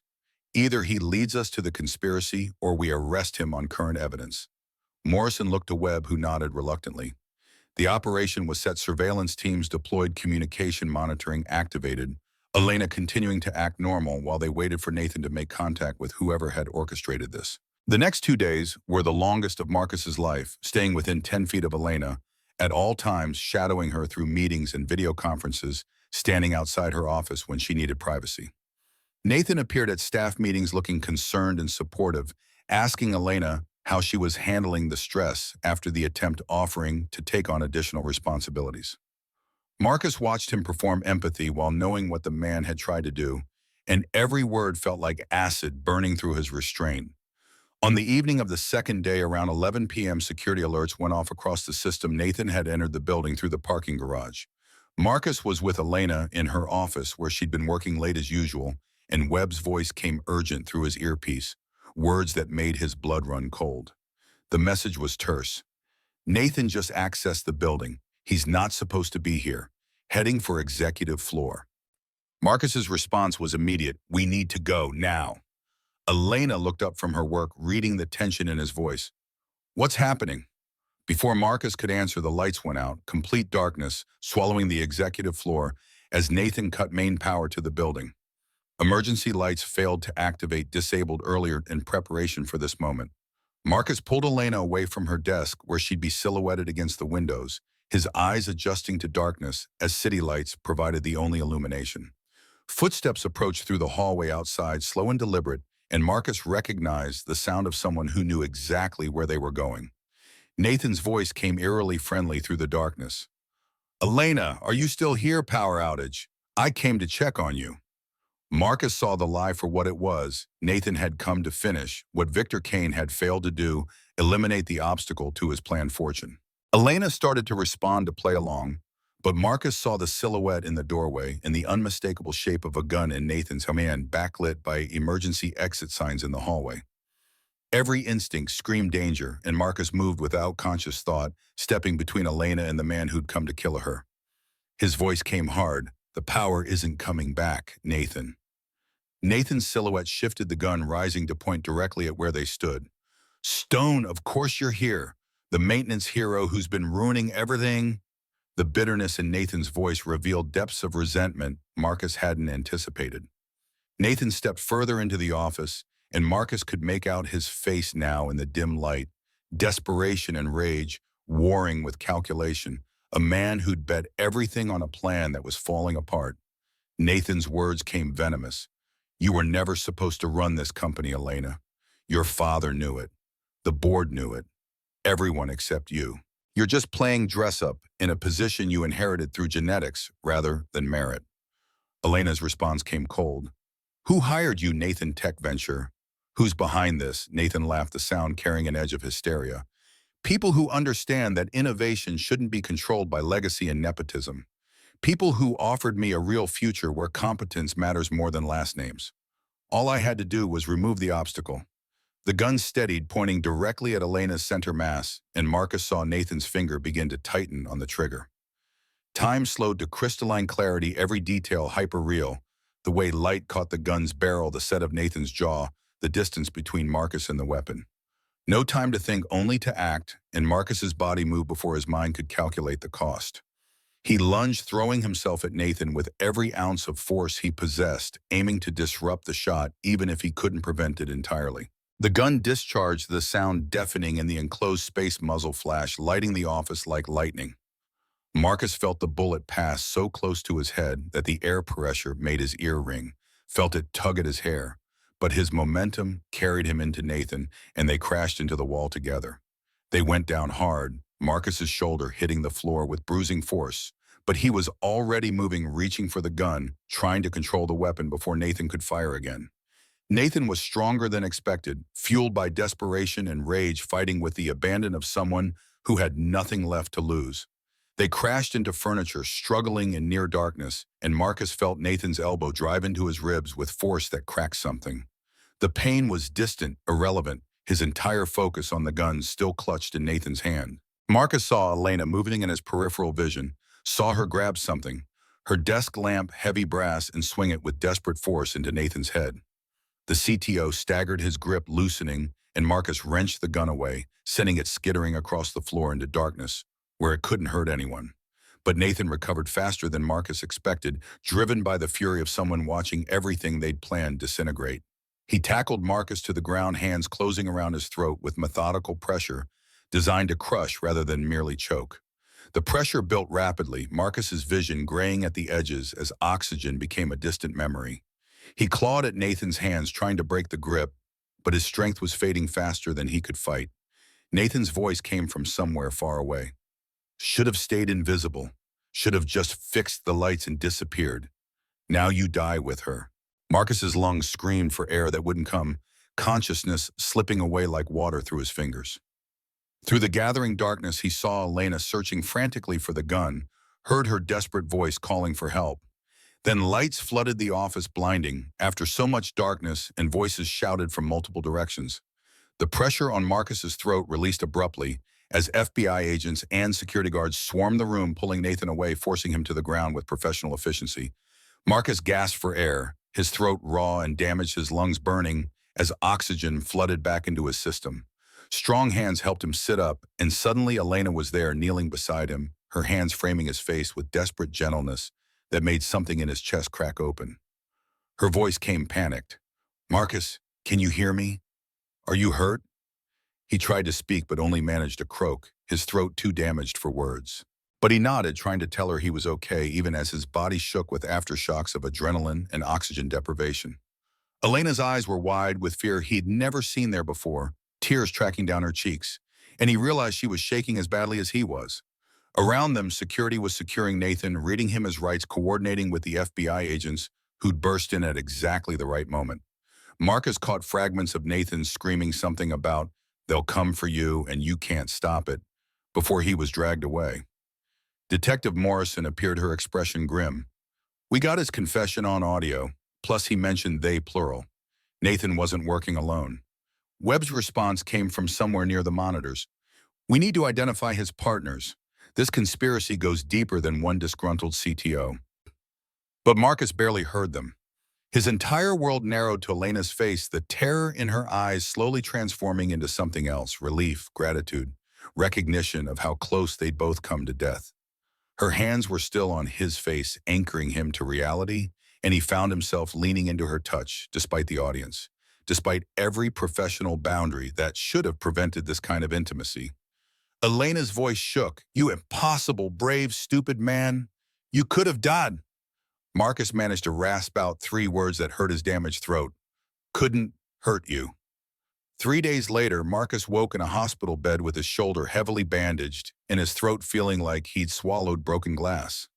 The first thing he saw was Elena's face, tear-stained and exhausted, hovering over him with an expression that made his damaged heart skip.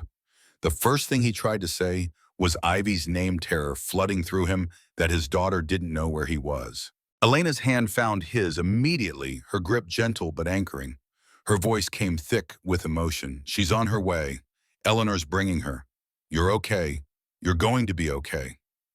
The relief was overwhelming enough to make his vision blur. FBI had closed the case within hours of Nathan's arrest. The CTO had broken completely under interrogation, revealing everything. Robert Chamberlain had orchestrated the entire conspiracy, working with Tech Venture Asia to eliminate Elena and force a sale of Harrington Technologies. The evidence was overwhelming: financial records, recorded conversations, a paper trail that led directly to Robert's offshore accounts. The older board member was in custody awaiting trial, his reputation destroyed, his conspiracy collapsed. But more remarkably, impossibly, Harrison Harrington had woken from his coma. The doctors couldn't explain it. Brain activity had increased dramatically over the past few days, and that morning he'd opened his eyes for the first time in 2 years. Elena had been at his bedside when it happened, and according to her, his first words had been asking if she was safe. Now Harrison wanted to meet the man who'd saved his daughter's life, and Elena had brought him in a wheelchair despite doctors' protests. The older man looked frail but alert, his eyes sharp with the intelligence that had built an empire. His voice came weak but steady as he studied Marcus with undisguised assessment. "My daughter tells me you saved her life. Twice. And took a bullet meant for her." Marcus's voice came rough from his damaged throat. "Not a bullet, sir. Just Nathan tried to strangle me." Harrison's expression shifted to something that might have been approval. "You threw yourself between my daughter and a man with a gun. That counts." "What's your name, son?" The word son hit Marcus unexpectedly hard, carrying weight he hadn't expected. "Marcus Stone, sir." Harrison nodded slowly, his gaze moving between Marcus and Elena, with the shrewdness of someone who'd built success on reading people accurately. "Marcus, I've been unconscious 2 years. Woke up 3 days ago. Doctors can't explain it. I told them I had to make sure my daughter was safe. Elena told me everything. Robert's betrayal. Nathan's attempt, your protection." He paused, gathering strength, and when he spoke again, his voice carried the authority that had commanded boardrooms for decades. "I built this company on 2 principles, innovation and integrity. You have both. Single father, hard worker, protect people without asking for reward. That's the kind of man I want standing beside my daughter." The blessing was unmistakable approval from the man whose opinion mattered most to Elena. Marcus felt his throat tighten with emotion that had nothing to do with the damage Nathan had inflicted. Everything to do with being seen and valued by someone who didn't have to acknowledge his existence. Harrison extended his hand with visible effort, and Marcus shook it carefully, mindful of the older man's frailty. His response came humble. "Thank you, sir." Harrison's next words carried paternal warmth. "Call me Harrison. And Marcus, don't let this one get away. She doesn't trust easily, but when she does, it means something." Elena's face flushed. "Dad." But Harrison just smiled, the expression transforming his face into something almost mischievous. And Marcus saw where Elena had gotten her steel tempered with humanity's strength built on caring rather than domination. 1 month later, Marcus stood in his new apartment, 2 bedrooms, better neighborhood, $4,200 a month, that his new salary as Director of Facilities and Safety Management made manageable, and watched Ivy play with her new toys. The promotion had come with Elena's personal recommendation over his initial protest that people would say he only got it because of their relationship. But Elena had been adamant he'd earned it through competence, through loyalty, through qualities that had nothing to do with who he was to her and everything to do with who he was as a professional. His phone buzzed with a message. "Dinner tonight, actual date, not work dinner. I'll pick you up at 7. Marcus smiled his heart, doing something complicated in his chest. They had been careful since Nathan's arrest, maintaining professional boundaries in public, while acknowledging privately that something profound had shifted between them. Tonight would be their first official date, Elena's idea, her way of saying she was ready to make this real. He typed back confirmation and spent the rest of the day nervous in a way he hadn't been since high school, changing clothes 3 times before settling on dark jeans and a button-down shirt that cost more than he'd ever spent on clothing, but made him feel less outclassed by the woman who'd be picking him up. Elena arrived exactly at 7, driving herself in a Tesla, and the sight of her in a simple black dress rather than a power suit made something in Marcus's chest constrict with want. Dinner at Canlis was everything he'd imagined fine dining to be, and nothing like it. Beautiful food that tasted as good as it looked, Elliott Bay visible through floor-to-ceiling windows, but most importantly, Elena across from him, with her walls down, laughing at his stories about Ivy's latest obsession with becoming a veterinarian, sharing her own fears and hopes in return. Over dessert, she reached across the table and took his hand, the gesture simple but profound. Her voice came vulnerable in a way that still surprised him. "I've never done this, actual dating. It terrifies me." Marcus squeezed her hand gently. "Me neither. We'll figure it out together." Outside the restaurant afterward, with Seattle's skyline glittering behind them, in Elliott Bay dark and mysterious below, Elena kissed him. Not the tentative brush of lips testing boundaries, but a real kiss that tasted of wine and promise, and everything neither of them had dared to hope for. Paparazzi cameras flashed inevitable, given who she was, but neither of them pulled away. They'd both survived too much to hide from living. 6 months later, on the rooftop of Harrington Tower at sunset, Marcus knelt with a ring he'd spent 3 months' salary on, not because Elena needed expensive things, but because she deserved something that reflected how he valued her. The sapphire caught the dying light blue as her eyes when she was genuinely happy, rather than performing confidence. She'd been about to ask him something, had mentioned having a question, but he'd beaten her to it with the small velvet box that held everything he wanted their future to be. His voice shook despite his best efforts at steadiness. I was 18 when Ivy was born, thought my life was over. Turns out it was just beginning, leading me to this building, to that morning, to your door. Elena Harrington, will you marry me? Her answer came through tears. Yes, on one condition. His heart stuttered. What? The words transformed everything. We adopt Ivy together officially. I want to be her mother. Really, truly. If she'll have me. Marcus couldn't speak past the lump in his throat, could only nod as tears blurred his vision.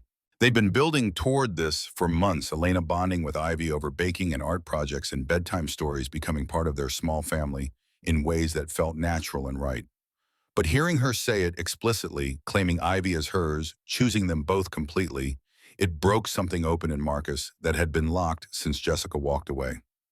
That evening, they went together to pick up Ivy from Eleanor's apartment, holding hands like teenagers giddy with plans. Ivy saw the rings immediately, her eyes going wide, and they knelt together so they were at her level. Marcus explained that he'd asked Elena to marry him, that they wanted to be a family officially and forever. But then Elena asked her own question, the one that made Ivy's face light up like Christmas morning. Elena's voice trembled with hope. Would it be okay if I became your mom? Officially, adoption papers and everything? Ivy's response came immediate and emphatic. For real, not just daddy's girlfriend. Elena's laugh was half sob. For real, forever. The three of them stood in Eleanor's doorway, holding each other, while the old woman cried happy tears, and Marcus thought about all the moments that had led here, every failure, every struggle, every impossible choice that had seemed like the end, but turned out to be just another step toward this. 1 year later, they married at Seattle Courthouse with Ivy as flower girl, and Harrison walking Elena down the aisle, tears streaming down his face.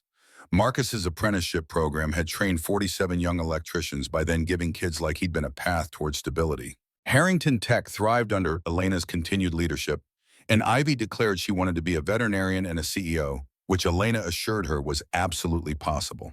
The best things in life aren't built in boardrooms, Elena said on their wedding night, holding Marcus close while Ivy slept in the next room of their hotel suite. They're built in moments like these. In trust, in love, in family.